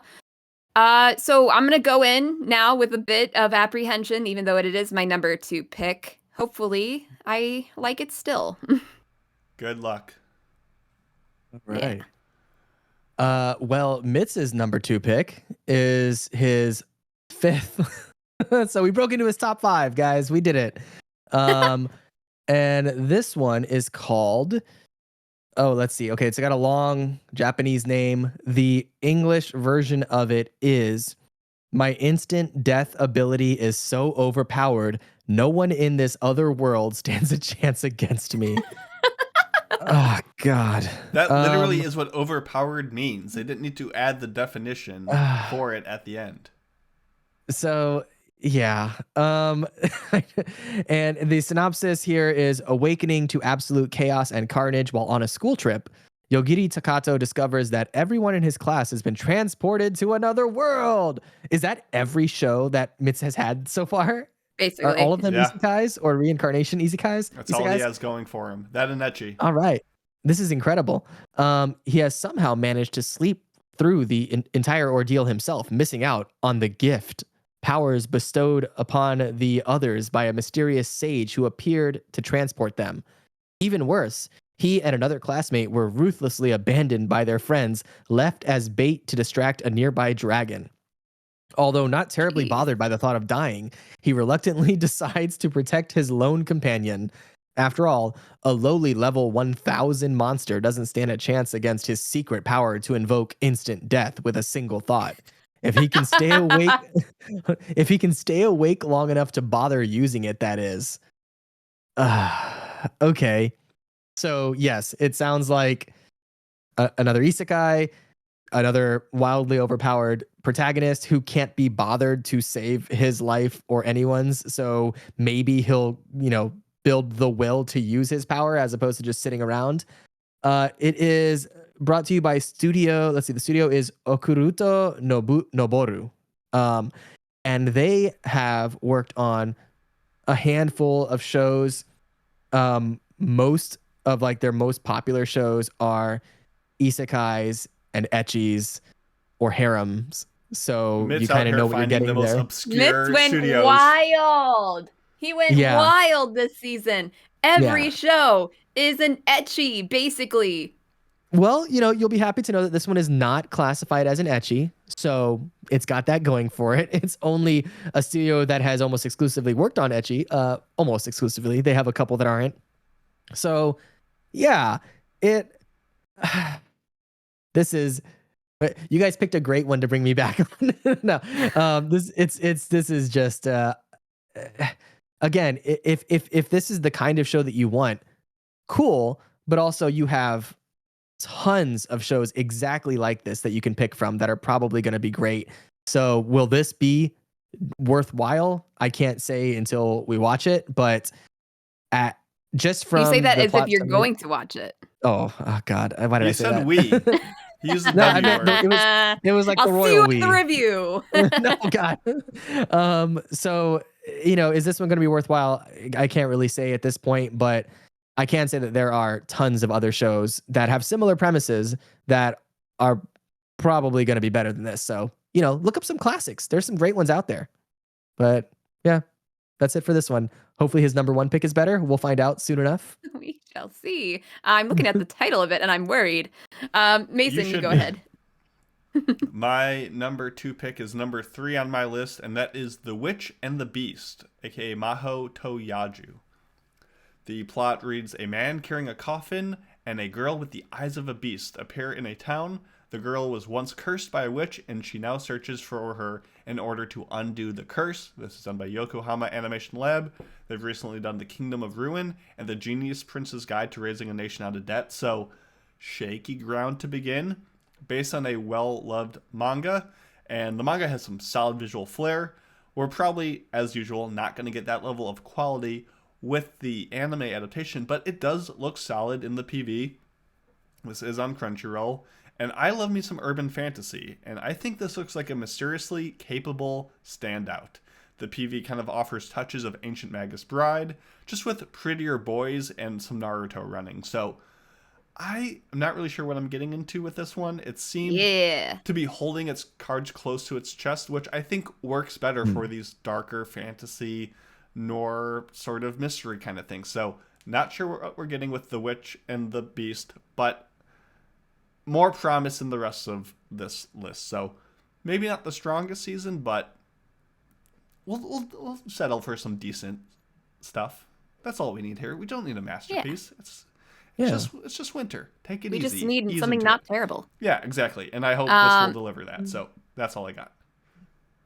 All right. Now heading into our number 1 picks. I got one of the most anticipated shows of the season. We'll see if it actually lives up to that anticipation. Will it? It is Oridake Level Up Naken, which is otherwise known as Solo Leveling. Here's the synopsis. 10 years ago, The Gate appeared and connected to the real world with the realm of magic and monsters. To combat these vile beasts, ordinary people received superhuman powers and became known as hunters. 20-year-old Song Jin-woo is known as the world's weakest hunter. Still, he hunts monsters tirelessly to pay for his mother's medical bills. However, this miserable lifestyle changes when Jin-woo awakens in the hospital 3 days after an ill-fated mission. Now he must complete an unrealistic and intense training program or face an appropriate penalty. While initially reluctant, Jin-woo soon finds that it may just transform him into one of the world's most fearsome hunters. It is based on a web manga and is being done by A1 Pictures, and everyone knows them, of course. Kaguya-sama, 86, Your Lie in April, several others. It's being directed by Nakashige Shinsuke, who directed Mother of the Goddesses Dormitory. I think that's the only directing work that he's done. Well, like clear directing work. But he's done a lot of work on other anime, just not directing. Yeah, so interesting choice for, as I said, this is probably going to be one of the most watched shows of the season. So interesting choice. But I have heard that it's a bit overhyped because it is basically going to have like those video game components. Like apparently he gets like a screen in his face, like a video game, like one of the VR tropes that we have a lot of. And it's just going to be him becoming OP, I guess. Yeah, and I have heard people say that it's not like amazing from the start, at the very least, of the manga. So we shall see if it lives up to the hype. I mean, the concept sounds familiar for sure. But yeah, hopefully that one's good. Yeah, this is one of the big Korean, web novels, webtoons that is getting adapted to an anime. And for the most part, they've all been pretty underwhelming. You had Tower of God, you had God of High School, you had Noblesse, you had a bunch of big name ones that just seemed to get forced out right away when everyone thought that was the next big thing, and that hype kind of died down. So level, like you said, has been beloved for years, has a ton of hype going into it. Good to temper expectations before watching instead of getting crushingly disappointed after watching. But Yeah, yeah, I agree. I'm always cautious when it comes in with this much acclaim. But what were you gonna say? Yeah. I felt like I cut you off. Me or her? Yeah, you, Tony. Oh, okay. No. I didn't mean to run over you there. No, I ran over you. I was gonna say That's what I do. if you're looking for some really good Korean cinema, though, there are a couple Korean movies that I watched recently that are really great. One On is your channel? well, I haven't talked about them on my channel, but I'm just recommending good Okay, Korean I stuff. thought this was if you another guys show. want. No. I wouldn't dare. No, there's one called was it Concrete Utopia, which is really good that I just saw, which is like a really cool Seoul has been destroyed by a massive earthquake and people are trying to survive in an apartment building, the only remaining apartment building. So that's pretty dope. So if you're Ooh. looking for something cool out of Korea that's actually really high quality and entertaining, check out Concrete Utopia. It's not an anime, Is that on but Netflix? it might be. I don't know. I just know there's a lot of Korean stuff on Netflix, so I just go in assuming. Yeah, check that out. That's so even though like Korea may not be batting 100 with their anime, they are making some really great movies. So there is stuff out there to check out if you're interested in that. No, I think this is actually made like from Japan, but just like the web Based manga on is Korean. Yeah. So all right. Okay, Cool. I guess we both misunderstood. Sorry. Gotcha. All right. Well, I guess wait, am I next? Yes. Yeah. Mitz's number one pick. So his number one pick is boy. it was his second choice for some reason. And that is, and you know what? I don't think he's going with my tried and true patented method here because a lot of these they do not have a high member count on my anime list. So I don't know how he's Right. I think he said something. He usually does do that, but I think this time around he eliminated a bunch of genres he just does not like, and so then he was left with this shit. Just all the ecchi and harem stuff. Okay. Well, you'll be happy to know that this last show, which was his second pick, is both ecchi and harem. So awesome. Yay. It is called Chained Soldier. Or if you want an exact translation, Slave of the Magic Capital's Elite Troops Mabotai. And the synopsis says, when in trances to a different dimension known as the Mato emerge all over Japan, a new resource known as peaches are discovered, which give unique abilities only to women. However, dangerous monsters called Yomotsu Shuki also roam throughout the Mato and have been responsible for various disasters ever since. To combat them, the government formed the Anti-Demon Corps, a group of women who have received power from the peaches. One day, a high school student named Yuki Wakura was walking home from school when he suddenly got lost in a Mato entrance. When he calls for help, he is immediately rescued by Kyoka Uzen, the chief of the 7th unit of the Anti-Demon Corps. Recognizing his potential while also needing him to make her peach power more effective, she asks that you heard it. Dangerous women called Yomata, and this boy got stuck in the entrance to Yomata. And she needs him to make her peach power more effective. She asks that Yuki join the Anti-Demon Corps by becoming her slave, a position he might find more enjoyable than he initially would have thought. I'm so scared for what Mitsugi's gonna pass. All of these are so bad. Kazuo coming back to just anime seasonals, being like, I wonder about this medium that I grew up and loved so much. I wonder how it's doing these days. Yeah. And just looks straight into the abyss of the darkest corners and just quietly shuts it and be like, I'll see you guys in a couple years. Yeah, I've just been chilling, rewatching all these classics, and I'm like, what's hot? What's new in the world of anime? Oh, I see. Well, this one is the studio is 7 arcs. I don't even they've done like Sekirei, if you remember that, which is, definitely like ecchi and stuff like that. I don't know what's going on here. I don't know what's happening with Meats and why he's making these choices. I think Gohan Trunks fans in the chat got it. I think this is the drinking episode for the season where we watch Yeah. episode 1 or whatever. You guys are like, oh, episode 7's the one where the thing happens, and that's how it'll go. There's in the PV, there's a point where the superpowered lady gives her power, or gives the young male protagonist power, and she has him bow down, tells him he's going to be her slave. Then she extends her right hand and he licks her finger, and then he gets power. And he turns straight into the camera and sings the Presidents of the United States song about peaches. Now here's the thing. Mitsugi has other like actual shows on his list. Like right. Solo Leveling was number 1 for him, but I just took it from him. And now I'm kind of upset that, wait a minute, why do I have that? Because he rolled a 7, so therefore he should have gotten the number 1 pick. I don't know. So, okay, I think he might have mixed up I do the calculations of this, but I did not do it this time. This was all Mitz. So he went out of his way to do this. He sabotaged himself. So he chose for himself the hentai over Solo Leveling. Well, no, so, you had a better roll. No, I got a 10. He got a 7. He had a 7. 10's better. Higher is better. Oh, higher I thought is it better. was lower is better. No, it's like a D20.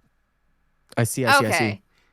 So he got the worst roll. All of my comments earlier about even despite he got the best roll, he got the worst. No, he got the worst roll. It's completely wrong. He just neutered his list selection by saying he doesn't want anything with actual quality to it.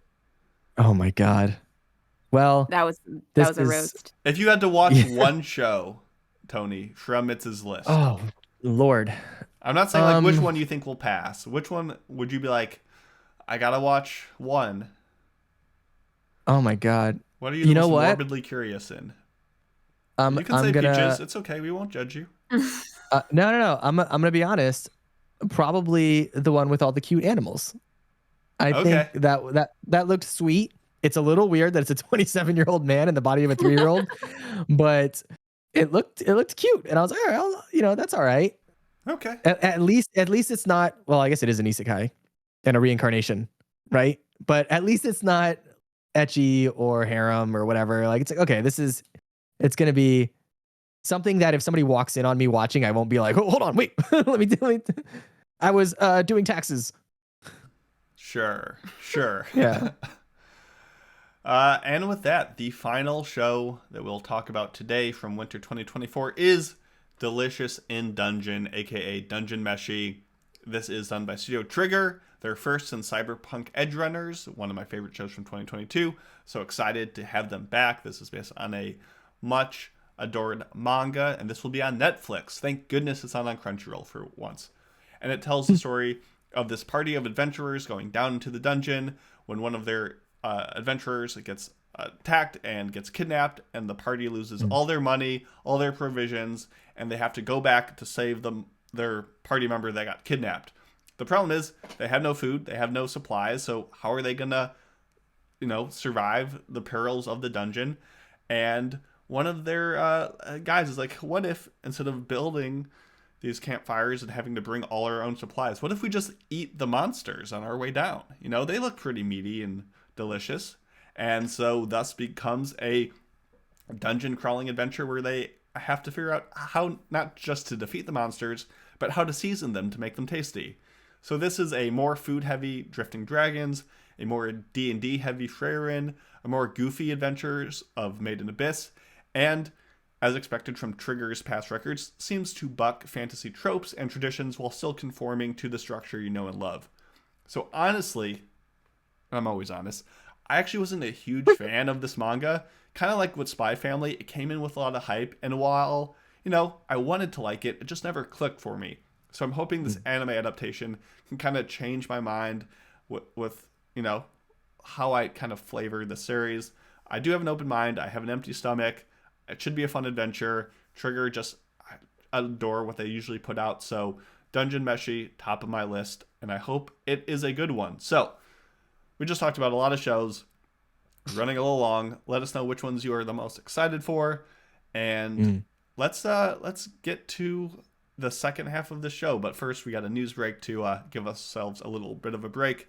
We'll see you guys in a bit. But first, Caroline, I think we got a trivia question for the good listeners. We do. In the final fight of Scott Pilgrim, what shape is on Scott's t-shirt? And we'll give you the answer after the news break.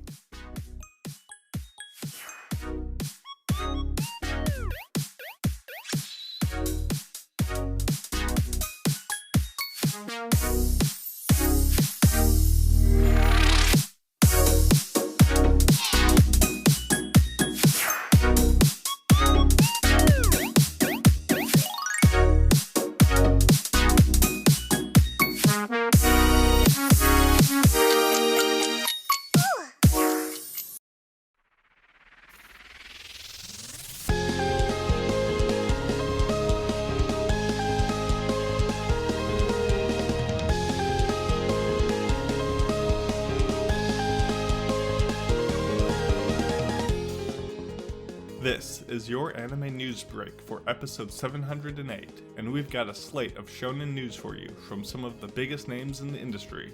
First up, Aniplex revealed that the next season of Demon Slayer, the Hashira training arc, will premiere in the spring of 2024 with a 1 hour-long episode. The anime will also have another world tour that will screen the final episode of Season 2's Swordsmith Village arc and the first episode of this new Season 3 starting in February. The world tour will screen in Tokyo on the 2nd and the 3rd, New York on the 10th, Seoul on the 11th, Mexico City and Singapore on the 17th, Jakarta on the 18th, Paris and Taipei on the 24th, and finally London and Hong Kong on February 25th. So if you're in those areas and want to check it out, there you go. Next, the My Hero Academia train keeps on rolling. Also coming out in next year's spring, April 6th will usher in a special called My Hero Academia Memories, a 4-episode recap series to remind you of the previous 138 episodes. This will prepare you for the upcoming 7th season, which will then debut on May 4th.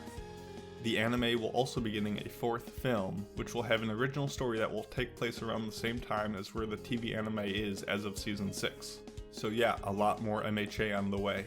The Jujutsu Kaisen manga, on the other hand, might be pulling into its final station.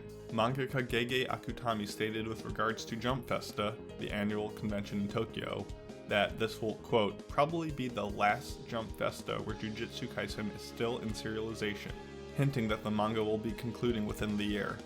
And this generally aligns with previous comments stating that the end of the manga was a year or two away, a year or two ago.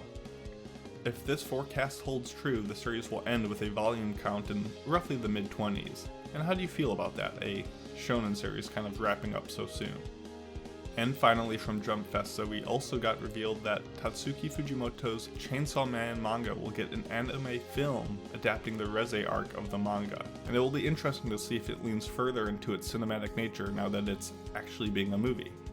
So which of these shonen heavyweights, as well as the One Piece remake that we talked about in the main episode, are you the most excited for? Let us know why, and we'll see you back in the main podcast.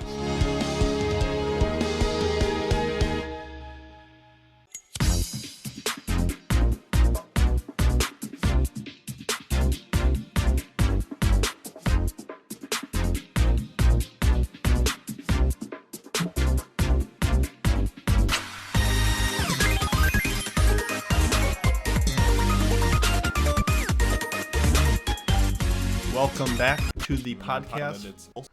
Following that delightful little news break that I don't know. I don't even know what I'm talking about. We last left you with a trivia question. In the final fight of Scott Pilgrim, what shape is on Scott's t-shirt? The answer is a star. Yes. It's maybe a tricky one. I don't know. I kind of thought it was easy, but a lot of I thought it was easy too, because if you know anything about the Scott Pilgrim franchise, like that's his signature.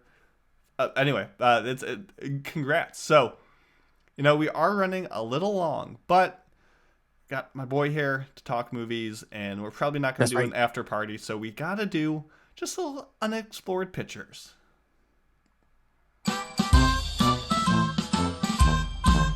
Get your popcorn ready. It's time for Unexplored Pictures with Mason. And Kazuo. Yeah, so the movie I want to talk about this week is not quite out legally. It had a short little run at the end of October, but it will come out eventually. And I want you guys to watch it because I really enjoyed it, and I'm curious to hear about what Kazuo thought about it as well. But that is Blue Giant. This is a 2-hour film from this year, and it's directed by Yuzuru Tachikawa, who is known for some juggernauts like Mob Psycho and the Death Billiards, Death Parade series. It covers kind of the last half of the excellent 10-volume manga of the same name, and I would argue that I enjoyed it more than The Boy and the Heron, the latest Miyazaki film, for very different reasons. So this tells the story of Dai, this just boy who wants nothing more than to be the best jazz musician of all time. He plays tenor saxophone, and he moves to Tokyo with dreams of getting his foot into the jazz industry and obtaining stardom. And just kind of, that's it. That's the whole story. So I'm going to say right out, probably one of my favorite movies of the year. I adored it, despite its flaws that we'll get into. Kazuo, what did you think? Yeah. Well, you know, I always appreciate an anime that tells a more unique story. You know, we get a lot of, as we've seen, as we did our picks this episode, we see a lot of like the same. Reincarnated as a jazz player in the isekai world. He was reincarnated as a saxophone, and he's trying to. He was reincarnated into a being that could only communicate through a saxophone. He cannot talk. He's Kenny He can only blow. I mean, imagine the ecchi possibilities of having like busty anime girls blowing on his saxophone. That is also him after he was reincarnated. I'm just saying. The possibilities are out there. Yeah. But so I always appreciate when they do something a little more unique. I mean, obviously we've seen musical type shows about a young person wanting to become really great at music, whether it's one of my favorites, Beck, which is a great anime from back in the day. There's a few others. There's actually one. What was the one that was the show? Kids on the Slope. That's exactly what I was thinking of. That's another great one. I think it's overrated. Oh, okay. Got well, you know, that's. But anyway, I didn't like it all that much. Well, you know, we all have our own personal tastes and opinions, and that's fine. Flaws. We all have our own personal flaws. But so I always appreciate when they're telling a more unique story in that regard, and I think that this one was it was compelling. I like the main character. He is, you know, your typical kind of I want to be king of the pirates, or I want to be, you know, the best ninja in my village. You know, he's got that kind of energy to him. But that's, you know, that's it's a little like it's familiar and comfortable, and it's enjoyable to have a protagonist who is that passionate about something. So I did appreciate that. The music I thought was fantastic. So good. The way that they animated some of the musical sequences. There were a couple of a flip of the coin. You're either going to get the chonkiest PS1 era CG graphics of these characters warbling around, or you're going to get the most fluid, abstract Yuasa like avant-garde jazz representation that's gorgeous. And you're going to get them back and forth. Yeah, there were definitely a few moments where I'm like, did they really need to use CG in this section? Because this just looks bad. It looks aggressively bad or aggressively phenomenal. My favorite was when you would have the main character with his saxophone, like in the distance, and instead of just like having him standing there with his saxophone, they thought they had to do like CG, and they needed to have some kind of movement going on. So they just had him like thrusting for some reason. Yeah, a lot of hip thrust. And I was like, I don't know if that's necessary for the scene, but okay. So the CG did get a little wonky here and there. There was a point in the story that I won't spoil where something does happen that is pivotal to the trajectory of the story, and it felt totally out of nowhere. And I was like, oh okay, we're gonna do that now, I guess. That's cool. So that felt a little jarring and out of place, but overall I think it was very well done. There's a bit of non-linear storytelling going on, which I thought was clever. You know, at first I wasn't quite sure what was happening, but then as it goes on throughout, you realize, oh, okay, this is, they're kind of going back and forth a little bit here. So I think it was very well done. But yeah, Mason, please, this was your Yeah, your pick, so though. I've been meaning to watch this for a while. Big fan of the manga, and really the main reason I wanted to talk about it this week is kind of as a counterpoint to The Boy and the Heron, which both I think are excellent films, but I think stand on very different sides of the spectrum of The Boy and the Heron being very,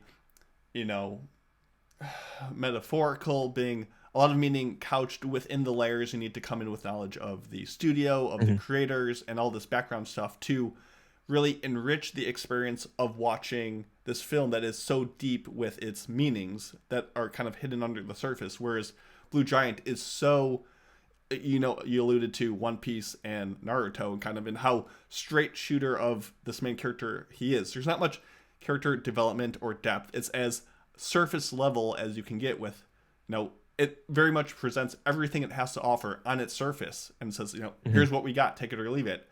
But lets so much of its music, get you into the same mood. I feel like often we get in music shows where a character will be playing this emotional piece and it has to rely on flashbacks or callouts or have characters explain to you why you should feel moved by the music. Whereas this show lets the music speak for itself and has all these just very grounded, realistic touches of, growth in these characters that are just very minor, very, plain, but still deliver such a huge impact. The arc of the drummer, and I'm not just saying this because I'm a bias and I play the drums, but this guy who picks up drums out of nowhere, and this man that kind of follows his progress by going to the shows, and in each performance he plays the drums better, and this man, acknowledges that he's the weakest of this jazz trio, but still, gives him his props for his improvement. It's just like spine chilling in how it represents just a very simple thing. There's no deep metaphorical level to it, but it kind of more viscerally hit me than The Boy and the Heron. So two very different experiences, but I think both contribute to showing you like how good movies can be. And obviously this very wonky visuals, but I think still had a lot to offer. So I adored it. If you get a chance to watch it, even if you're not the biggest fan of jazz, I think just the performative nature of it really shines through. Some slick animation cuts if you can get past the wonky CG. And yeah, I thought it was just a really good time. I was pleasantly surprised, and I just wanted to bring it up. So that's all I got. Got anything else? Yeah, I would say if you don't like jazz, I would argue that you don't like music, but that's my own personal opinion on that. I think that open yourself up to this, and I think it won't disappoint. So yeah, definitely worth checking out. And yeah, give jazz a shot. Yeah, give it a I feel like this is false advertising, though. It's called Blue Giant, but he's neither blue nor a giant.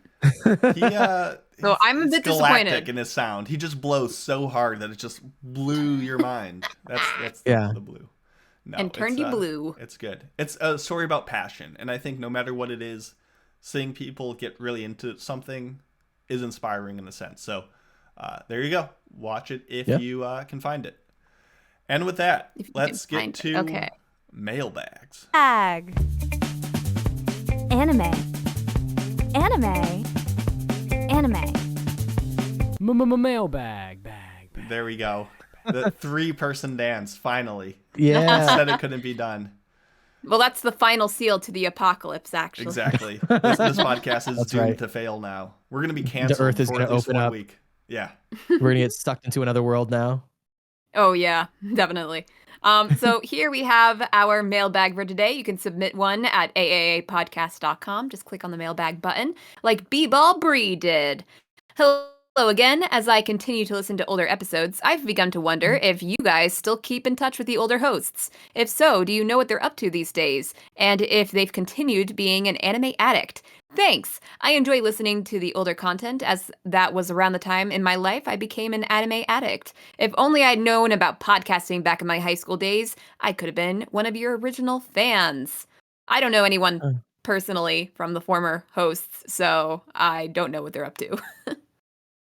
Yeah. I think Mason and I probably combined know all of them. Yeah. So I started listening to the podcast. I was one of the very early listeners. Oh, jeez. Yeah, like I remember when they were in the double digits of episodes. I say they when we, they, you, us, all. We're It's in a the ship double of digits of Theseus episodes. situation going on here. It really Yeah. is. Yeah, I started listening very early on, and yeah, everybody's probably heard the story of like how I met Mitsugi and all of that.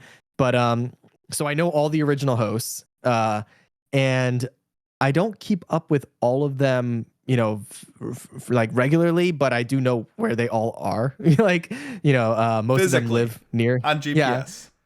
Yes, at Right all now, times. Kimiko's at the grocery Plus store. or minus That's 20 right. feet of error, but I'm keeping I've tabs. Yeah, I've slipped an AirTag into all of their bags, and I'm tracking all of them at all times, for safety, and my safety. So no, but I do know like all of them still live near me in and around the St. Petersburg, Florida area. So all of the OG hosts from my time and prior, but Mason, you know more about the more recent ones, I guess. Yeah, sort of, but I don't. You think Mason, the most socially inept person who is just doing his own thing, has kept tabs on anyone? Just not even host, just anyone. The second I don't talk to you for a week, you're out of my life forever. Wow. That's just how it is. That's Nice. how it be. Okay. So I don't know, but I although figured you're here, Kazuo. Give us your update. Are you still keeping up with anime in any regard? Oh yeah. So so the beauty of not being on an anime podcast is that I don't have to watch everything that comes out every season. I can be more selective. What? Watching what you yeah, what? It's That's insane. it's a magical thing. So yeah, I've been kind of like going back and rewatching a bunch of old stuff. Like I told you guys earlier, I was watching Durarara recently, which is so good, and one of those anime that people just forgot about. I guess it hasn't been talked about in years, but like there are so many anime from back in the day that are so much better than a lot of the stuff we get nowadays. So I've been watching a lot of classic stuff, of course, watching a bunch of movies, which can kind of become its own burden, where you're getting sent dozens of movies around award season to watch and vote on in various award shows. So yeah, but I still do watch anime as time permits, and if there's something that either I'm nostalgic about or something new that piques my interest. I think you should watch Vinland Saga. Vinland Saga?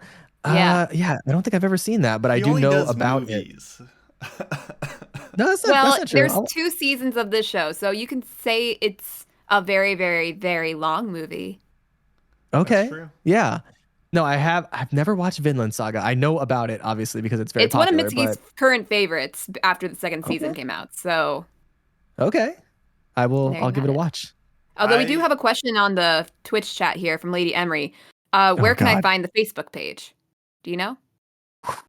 Yeah. No, here's what you want to do is you're going to have to, it's in your computer. So I'm going to need you to just go ahead and take your computer and raise it up over your head and slam it into the ground as hard as you can. And then just pick through that and you will find the Facebook page. So go ahead and do that for me if you can. Oh, I love this joke so much.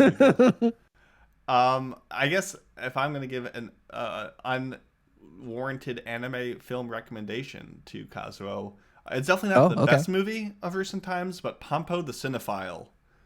It's about this dude in Hollywood, like having to edit stuff together and like make his movies and make his script a thing.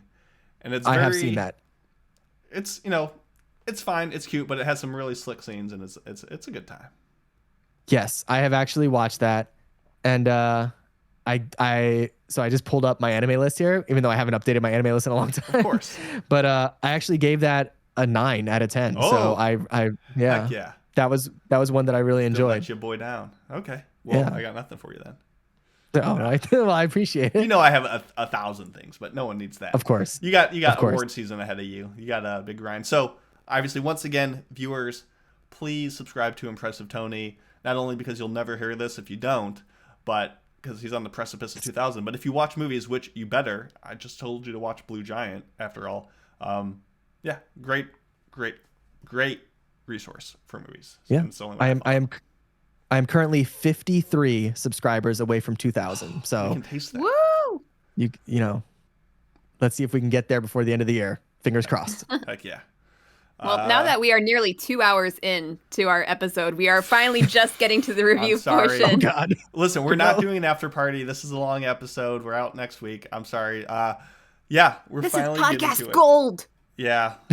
We're be, just the second Kazuo comes back, we need to hold him tight for as long as we can before we just go, guys, I haven't eaten in 3 days. You shut down. You said you would do the episode. You didn't know it was going to be 48 hours. But whatever. Actually, guys, I have a new idea. Let's continue podcasting until Kazuo gets his 2,000 followers. Oh no. Oh no. It's a podcast-a-thon. Days. Oh geez. Day 3. Give it up for day 3. I do think I'm already responsible for the longest episode of the podcast ever. Yeah. Why? And what episode was that? I think it was an episode that was just Kimiko and I, and we were drinking, and I ended up having a bunch of people call in to the podcast. Ooh, it is. I need to I like to re-listen to some of the episodes at work, and that's why that Facebook joke came up again, is because I compiled them into a segment which I call Moments in AA History. Oh, so I need to re-listen to that one then. It was an embarrassing but legendary episode. Sounds awesome. One of those episodes that's, the reason why I can no longer run for office if I wanted to. So well, let's bring back all those great memories eventually. All right, review time.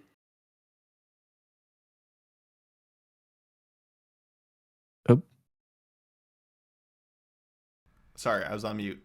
No one. Oh, I was gonna say, I'm like, I was like, it was that my computer, because you know how it glitches, and I'm like, oh my God. I was setting up the spoiler drop because you know that my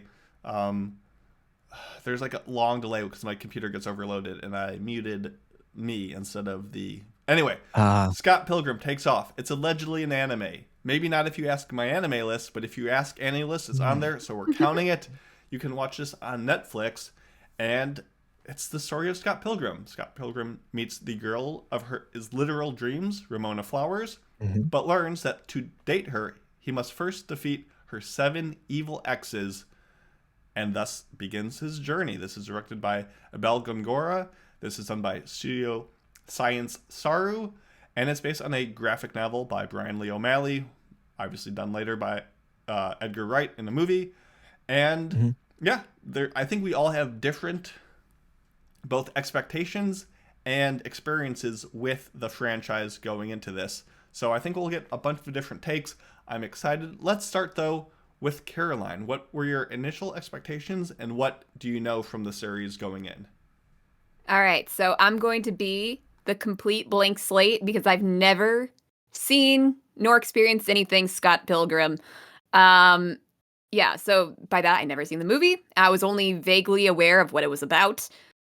Basically, the one sentence synopsis: Scott Pilgrim finds a girl he likes, and he must defeat her 7 evil exes. I knew it was a major hit for the nerds, though, and actually, I thought it was a lot older of a movie, but I found it was like 2011, right? I thought it was older than that, like maybe 2005 or something like that. And I also didn't know it was based on a comic series until recently when we, got started with the anime. But I was pretty interested to get into it and see how it would be as an anime, because I was wondering, is this even technically an anime? And people said, yes, it's technically an anime. And I'm like, oh, okay. So I was intrigued to get into it. Very nice. Kazuo, how about your story?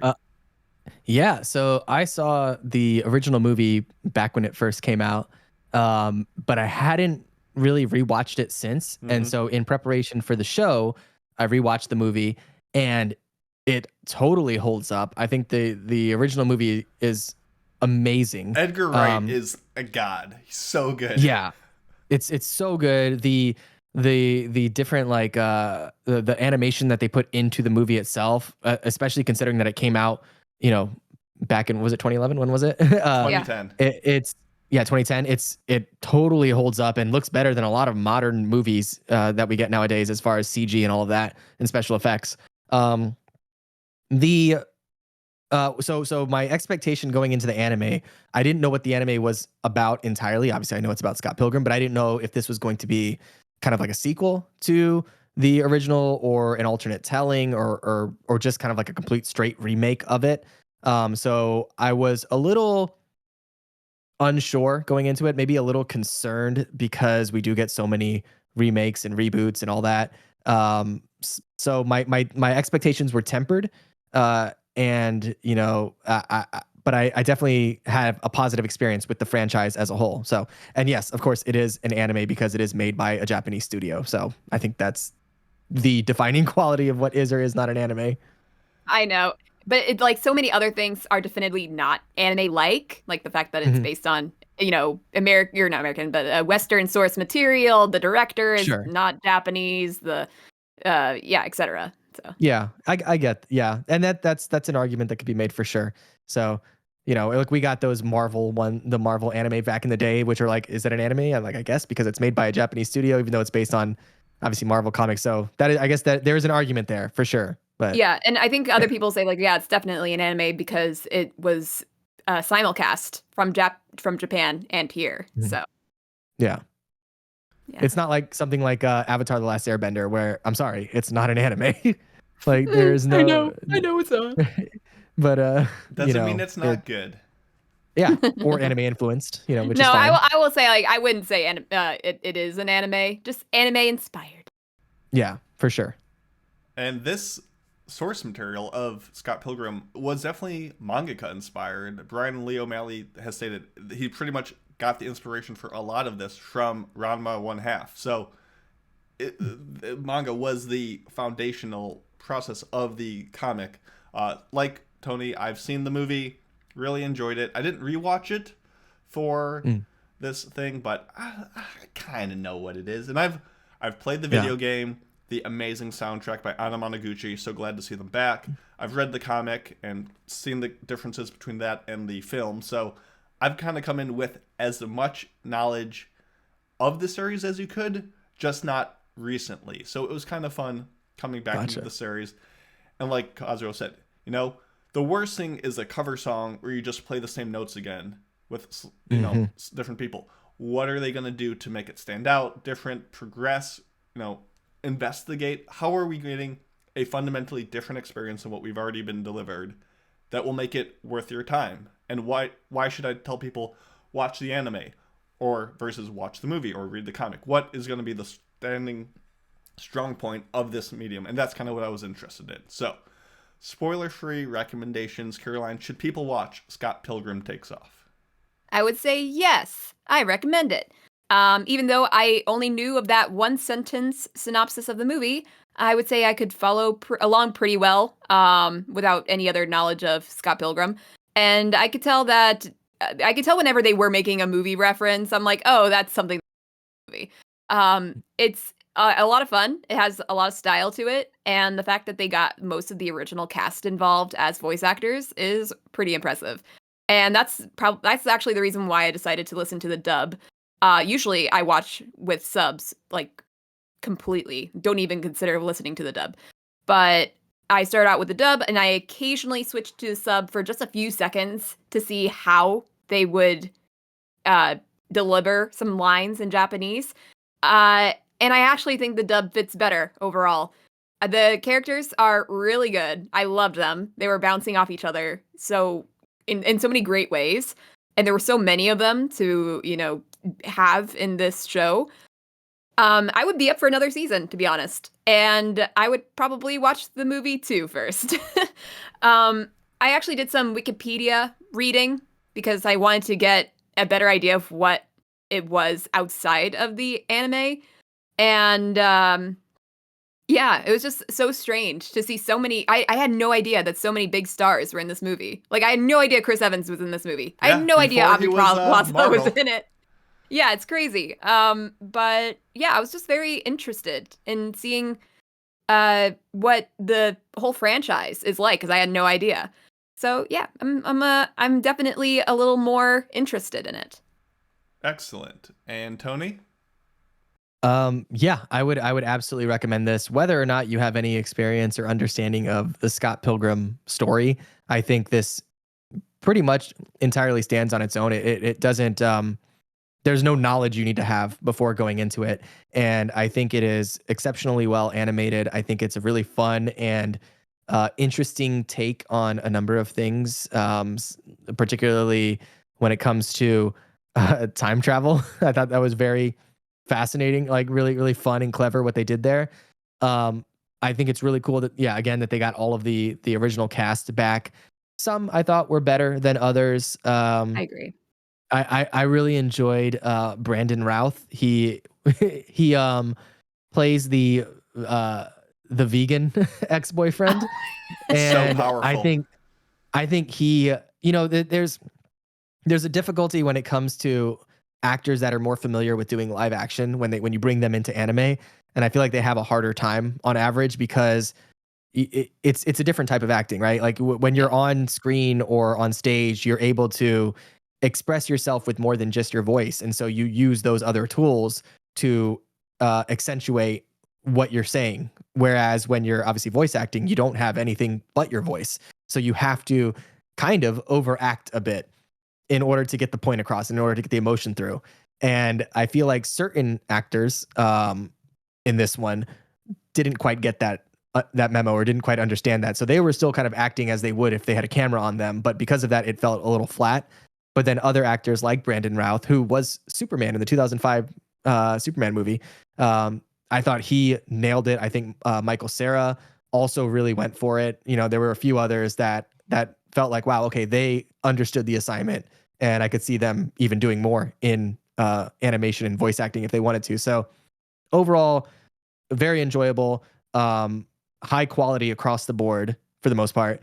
And I think anybody who enjoys a fun, quirky action, adventure, comedy, sci-fi, romance, any of those genres, I think you're going to enjoy this as well. So high recommend. Nice. I will agree with you guys. I do recommend it. I think I'll be a little more reserved. I feel like it is so intrinsically tied to the preceding material that while you definitely can watch and enjoy it without watching the film or reading the comic book, I feel like it's more of an alternate take B-side of things. It's very meta commentary on the series as a whole. Like the fact that the things happen the way they do relies on you knowing that they're not supposed to happen that way in the original and kind of being thrown for that loop. So I think the comedy is really well delivered. The action scenes were slick, inventive, and impactful. The transitions, the pacing, the sound effects, the framing, it was all fresh and crisp. It is entertaining. And if you want to, jump into the ridiculous world of Canada to see these beloved characters, they definitely did more than just do a cover song. It's not just a new coat of paint. It's a complete reimagining while still, being truthful and respectful of what started. And while I do think it kind of loses some steam in the middle, it kind of drags when they're on that movie set for episode after episode after episode, I do recommend it for fans of the series. But if you have never seen Scott Pilgrim, I think I would still say watch the movie first, just to appreciate what they did differently in the anime. That said, would still recommend both. Still had a fun time. And now let's get into a spoiler discussion. So if you have not seen it yet and you want to, here's your warning. Spoilers are coming. Oh my god!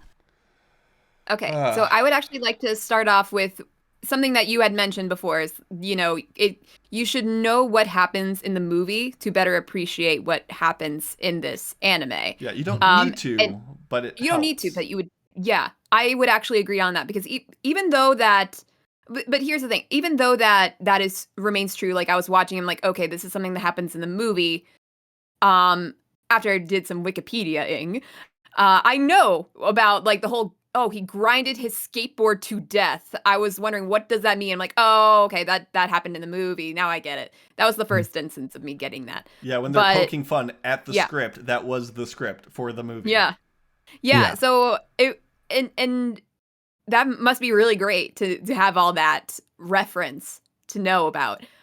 Even if I didn't completely know about it, I could still get like, okay, this is like turning the movie on its head. It's exploring a new theme of sorts.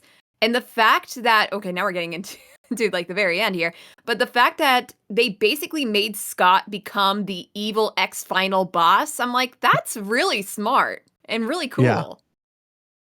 Yeah, so in the movie, I don't think there's an evil Scott.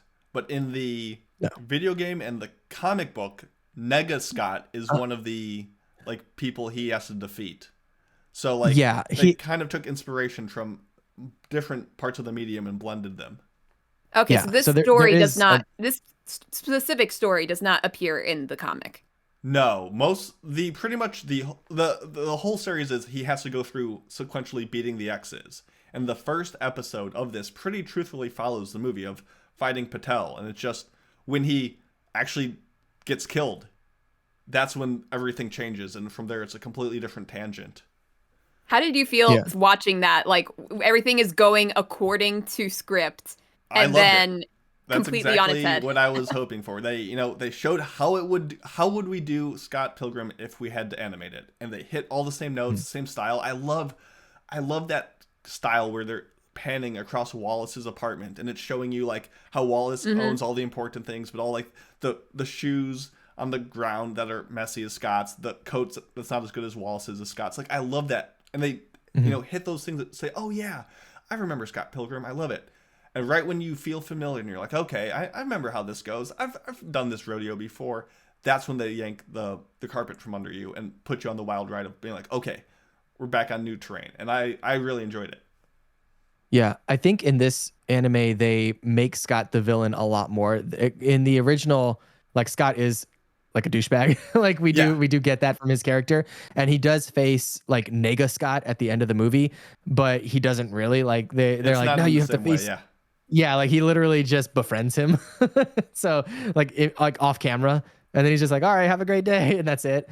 So I think in this one, he is very much clearly the antagonist of the story. And so I appreciate that they went that route. It did, as you were kind of mentioning, it starts off very similar to the movie and then just takes a left turn. And so that was a little jarring, but I really appreciated that they did something completely new and original. So that felt I liked some of the enjoyable little tweaks. For example, in the original, Ramona is a Amazon delivery person.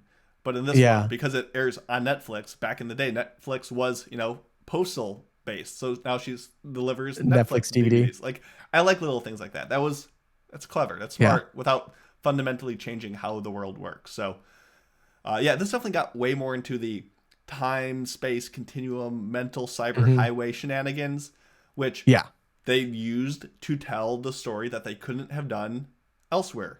And they used their longer runtime and segmented to kind of break up where the movie didn't have that much runtime. So I really like a lot of what they did here. I just didn't like the movie arcs. They just went on too long. I didn't mind it that much because we got more Wallace. I didn't need a 15 minute skateboarding thing. As cool as it was. Yeah, okay, yeah, that scene. The ninja paparazzi was a little... Some of the fighting scenes, I think, dragged. Yeah. Hold on. The skateboarding needle Tony drop Hawk. of my United States of whatever though, I was like, oh my God, I haven't heard this song in so long. Exactly. Like there were moments and then they just kept on going for a bit more and I was like, okay, I'm good. But for the most part, I liked all the ideas on display. The visuals were fantastic. The only two things I disliked was one, and Discord knew I was going to make a comment on this, but the focal blur was really intense. There was a lot of times where a character in the background was crisp and clear, and the character right next to the camera was blurry as all get out. And it made me like rub my eyes and squint and be like, is it Netflix? Is it my TV? It was much. It was a choice. I don't know if I agree with it. I liked it. I thought it just visually in small interesting levels, but it just was it was a little egregious to me. The other one is I don't like when they show a flashback of something where they kind of retcon it with new footage. And Pluto did this as well. But for example, when, Scott Pilgrim gets punched by Matthew Patel in episode 1, he dies and he turns the coins. Like we see that happen. And then they go back and review the tapes in episode 3. And you actually see that someone grabbed him right before and dragged him into a portal so he didn't die. And there's like a portal on the ground. But if you go back and watch episode 1, that's not what happens. Like, show it for a second, but give it to me. Don't do the bait and switch of being like, oh, he actually wasn't there. And I get it. I know why they do it. but I don't like it. I don't like when things do it. Have the confidence that your audience will either catch it for like an instant and be like, wait, I might have seen something. So I don't know. Besides that, though, it looked awesome. I get that. The only tricky thing with that is that nowadays, when everybody can pause things frame by frame, and like you can see exactly what happens, so it's like they kind of have to hide it. Sure, but for example, otherwise, in Pluto, they're looking at footage right there, and they're reviewing a tape, and like nothing happens, and then he's like, "Wait, go back, rewind it," and then they show it the second time. Yeah, it's like there was a 1 second time frame, so if I wanted to see it, I could have seen.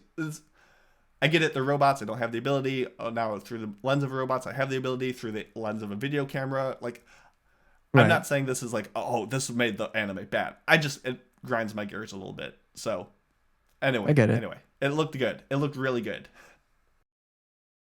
I would say that generally I liked pretty much all the characters because they all have their own quirks, and I think they're really funny. I did not like Roxy. I don't know if it's because her voice actress was just so over the top, and she's Mae Whitman, and she voiced Katara on Avatar: The Last Airbender, and I liked her in other things, so I don't know why I don't like Roxy. It could just be like a mix of like her character style, like the toga, like she's the proto toga of anime, basically. Yeah, it's just her character type and her voice. I just did not like it. She's just an edgy little half ninja. I don't know. She felt about how she was portrayed in the comics, but I haven't read it for a while. She's probably not is. I just dissimilar in the movie either.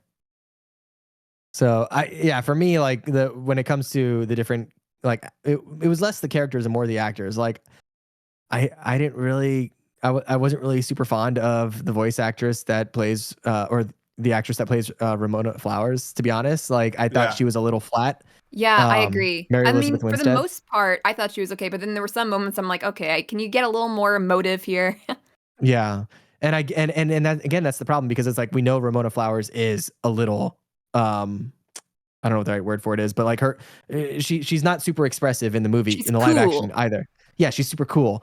And so, and though you can play that in a certain way in live action, when you're voicing an animated character, like you have to, even if you're playing it cool, you have to accentuate that a little bit more. And I don't think she understood the difference between suave and apathetic or despondent is a tricky line, and it can be obviously difficult. I'm not saying I have the answer on how to do it. I'm just saying it can come across not quite the same way when you don't have that nuance of emotion.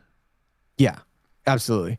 And playing a character like that is going to be tricky, but unfortunately, I don't think she did it great, especially compared to some of the other people in the show that I thought were phenomenal. So it was that. Yeah, but she dyed her hair every episode, and that was cool. That was so cool. It was so cool. That is going to terrorize her hair for the rest of her life. But when I was watching it, I knew that, the evil X's, they must be defeated. They're doing bad things. And I was like, man, I really like these evil X's, to be honest. I think they're pretty good guys. And when they're all better than Scott. They kind of are. When it was like Lucas and Goose, they were just like palling it out. I'm like, this is so cute. And then you got the vegan guy and his relationship with Wallace. I'm like, damn, this is kind of cute. And then Wallace absolutely destroys him, which it made me very sad. I was like, damn, Wallace, I liked you.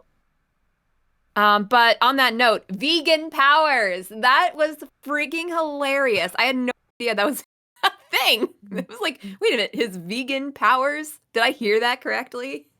That was pretty funny. And then this robot has never even consumed any milk. The ultimate vegan. I will say, it's always funny to me that we watch this movie that is mostly couched in reality for the most part.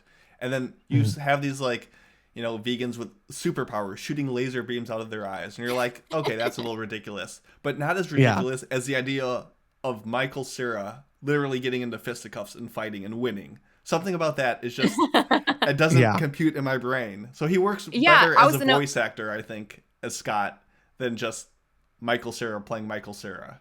Just I was something about it. surprised I at the can't do fact it. that apparently Michael Cera is supposed to be a badass. Like Yeah. he's Yeah, supposed that's to, what I'm saying. That's the biggest hurdle in realism. and it's not as if I went into it thinking that Scott Pilgrim should not be a badass, but I went in thinking Scott Pilgrim is played by Michael Cera, and he definitely is not a badass. So I came in with the expectation like Scott Pilgrim's gonna get nuked by Matthew Patel, but he doesn't. Well, he's not supposed to, but he does. Yeah. Yeah, you know what I mean. No, we love Michael Cera. He's awesome. Was all the music kind of from the movie?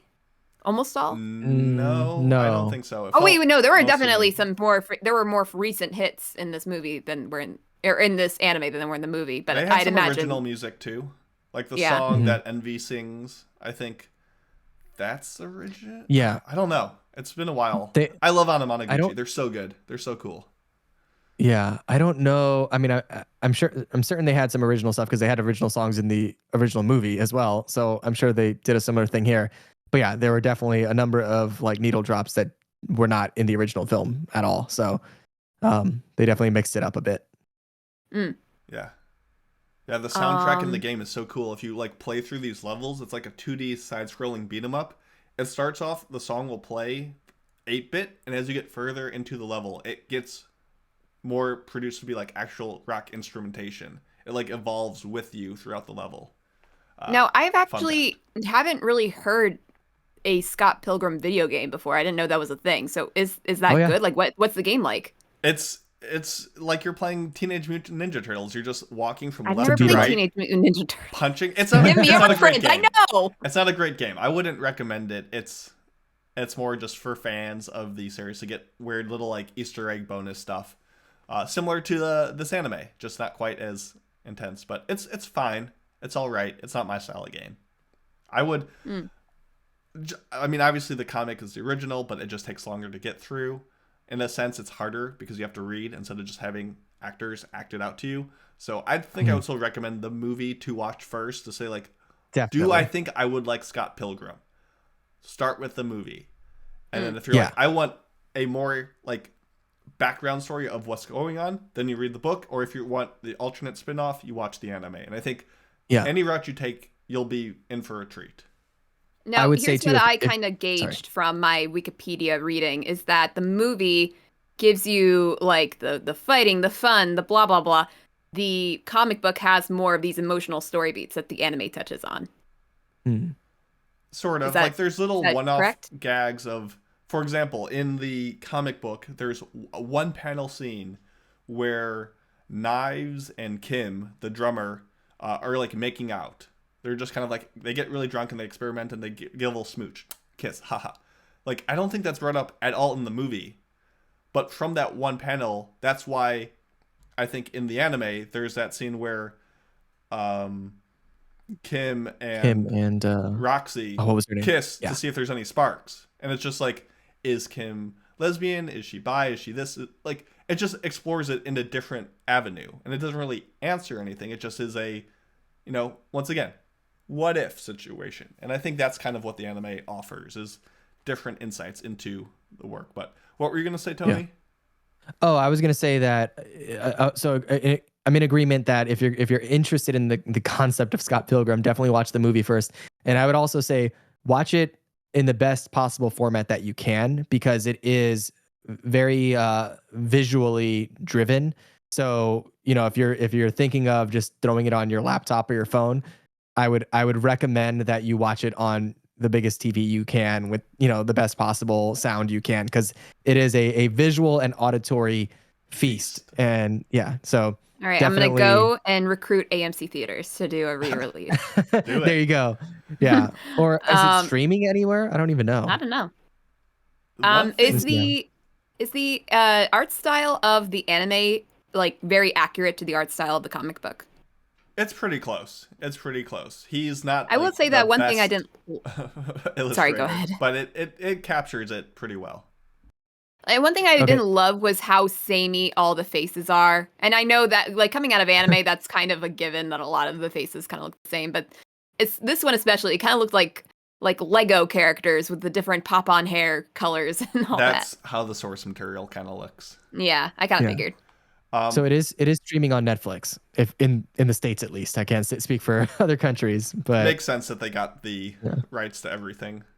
Oh Yeah. yeah. but if it's Well, not I'll put streaming it on in my your list country, then. sign up for just kidding, like NordVPN or some random sponsor. But yes, it is on Netflix and it looks great. So I just pulled it up real quick. One thing that did kind of irk me as well with the sound, like once again, I thought the dub was pretty solid. I didn't like how they edited the swears. I thought it was Okay. funny. It seems like They whenever did that- they were gonna say a bad word, they did like a guitar like "wang" sound effect to kind They- of. Yeah. Why? They did that in They the did original some movie beeping. too. They did. I just It's like- wasn't a huge fan of it. I don't know why. Yeah. It just irked me more. Do you So- wait a minute. I would have to look. You would have to look back in order to be certain. Do you think they did the beeps compared, like based on where they were? Like if they were in the band room, then they would do a guitar bling, or Oh, if they that's were a good in question. if they were in the video store, they would do a regular beep. That's a good can't question. I don't speak know. to that. That if they had done that, I would be like, I still don't like it, but I appreciate the subtle nod to it. But I can't say I. So I actually watched this show right when it dropped, not thinking we were going to review it. So I did not come in with any like, okay, I gotta have a critical lens and mark all Yeah, these yeah. things down. Like it's been weeks, and then someone's like, okay, let's do it for, kind of last second pick, and I'm like, oh, I think like I still remember it. If you were to ask me most anime, hey, talk about one you saw 4 weeks ago without thinking about it, I'd be like, oh, geez. So the guy, okay, so he was reincarnated. I remember that. What happened next? Like, this is a crystal clear. Like, I can think back fondly. I'm like, okay, this happened. The whole, he's the bad guy at the end, but only because he didn't communicate well. But I see how his character development at the beginning kind of could allude to that. Okay, that nice. Yeah. It still like stuck with me more than I expected, which I think is a good sign that it is a solid piece of work. Yeah. And I did it think, stands out. Sorry, go ahead. Oh, no, I was just gonna say it stands out from a lot of the other shows that you may have Yeah. seen because it is very original in that regard. Yeah, I'd agree. One more thing on my con list, basically. I thought Super Ramona was pretty random. Like, I was like, oh, you hug each other and you become a goddess, question mark? Yeah, there's Well- a bit of nebulous, wavy, hand wavy. She comes to terms with who she became, blah, blah, blah, blah. Yeah. Self-acceptance. Well, and that kind of ties back to the original movie too, because in the original movie, in like the final fight, well, this is I guess spoilers. I guess as much as you can spoil this, he kind of has like two different moments. One where he says that he loves Ramona, and then he pulls like the sword out of his chest. That's like, you found true love, and then he still loses the fight. And then there's like a follow up where he comes back and he's like, I love myself, and then it's like, you've got self respect, and that's how he wins. And so I think it was like a tie back to that, to where it's like now she loves herself as opposed to like trying to find love in all of these ex boyfriends. She finds it within herself, and then she becomes more powerful because of that. So I think that's what that was a nod to. Self-acceptance. Lame. Let's ask this question from the chat, which I think is a fitting way to kind of close it out. From Rainbow Warrior. Do we want more Scott Pilgrim? Not Yeah, saying like, do you sure. want to read the other stuff and experience the rest of the medium? Do you want season 2 of this or another whatever it be?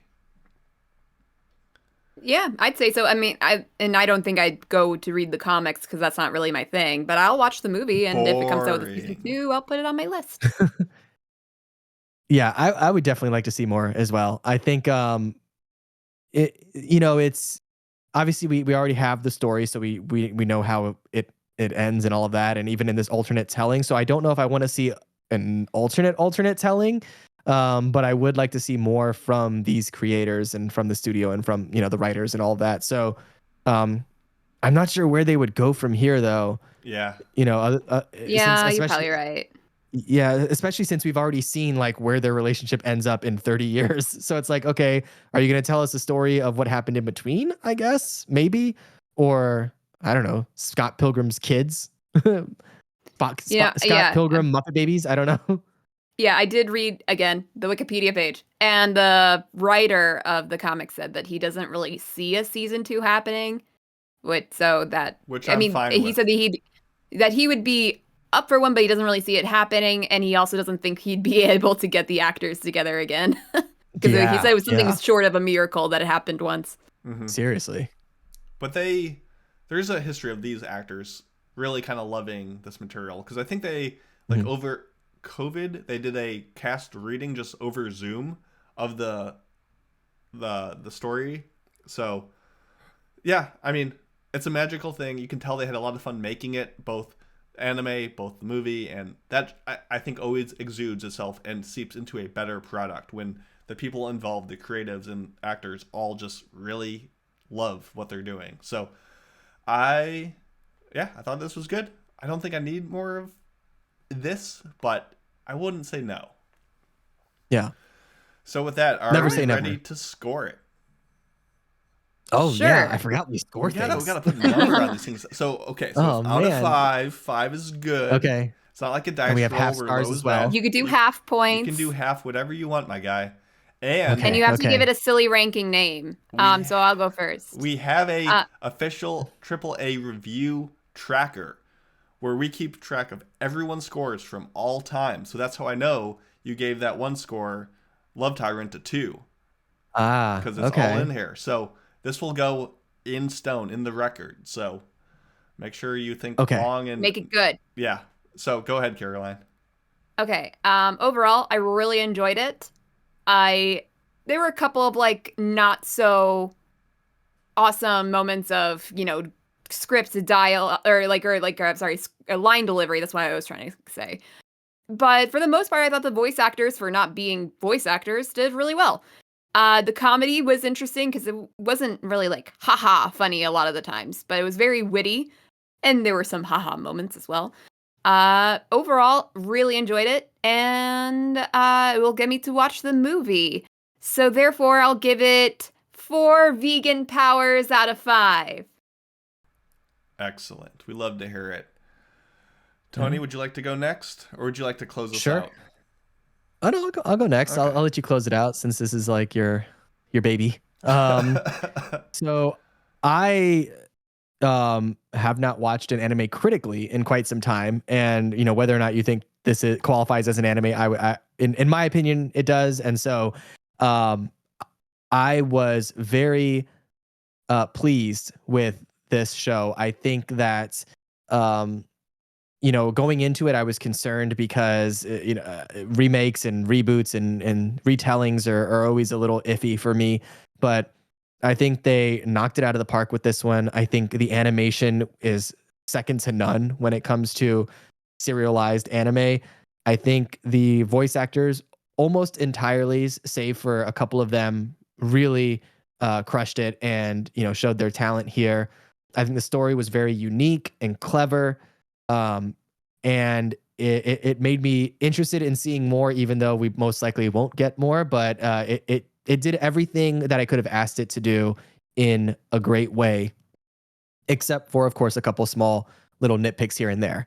And so because of that, I will give Scott Pilgrim, the anime, whatever it's called, 4.5 swords of self-love out of 5. Wow. Love to see it. Yeah. Love to see it. And for myself, I think I actually was a little more negative on it when I came into this review, but hearing how you guys both appreciated, especially Caroline, with coming in without that background, without knowing why is this line funny? Why is this twist a twist? And just experiencing how it is, hearing how you guys really bounced off it positively, I think I will bump my score up just a bit and give this 3.5 sex bombs out of 5. I think it's something about the middle really kind of lulled me to sleep, but I think the beginning, the ending really were solid. And I think when someone said, hey, there's going to be a Scott Pilgrim anime, I was not expecting it to be this good. And I would absolutely recommend it for people who enjoyed it and definitely made it a reason for it to exist. And I'm super glad I watched it. So with that, it will get another plus in its favor. 8 episodes. That was great. Yeah. I didn't love to see it. to watch a shorter show. It's awesome. Which averages out to a 4 out of 5, which means from the fall season, both shows we reviewed so far, this and Pluto, are 4 out of 5. So listen, nice. I think we got some good shows in the future too with Freyrin and whatnot. So Well, based on our impressions today, I'd say no. Well, but Yeah. in the we're not talking about winter. In the more immediate future, yes. So In the long-term future, no. Yeah. maybe not. It's so gonna be a much. cold winter. Exactly. Hold on tight. With that was episode 708 of the Anime Addicts Anonymous podcast. I don't know. It's been a while. It's been We a never long year. pay attention. Thank you so much for putting up with us. Thank you so much, Tony, once again for coming back, helping the squad out. Of course. Give us all your plugs. Give us all your shillings. Okay. I will only show one thing, and that is my YouTube channel. So since I've been away from the podcast, I have began reviewing movies on YouTube under at youtube.com/impressivetony. And it's been a wild ride, and I am on the verge of 2,000 subscribers, which is an amazing milestone. So if you will help me reach that by the end of 2023, 2K by 2K24, I would really appreciate it. Ooh. youtube.com/impressivetony. Thank you, and I love you. Do it. And you know where to find us. Website AAApodcast.com. That's where you get all our bonus content, hentai episodes, hobby addicts, all the after parties. We are taking next week off, as we said, but we will see you in the next one. We love you guys so much. Have a happy and safe holiday season. When we do come back on the 31st, we will be reviewing Helk. So if you have the time and want to watch it, that's where you're going to do it. So we will be back then. We will see you all in the future. Until then, go watch some anime. And that's all I got. Merry Love you. Christmas! Bye. Happy holidays. Bye. Bye.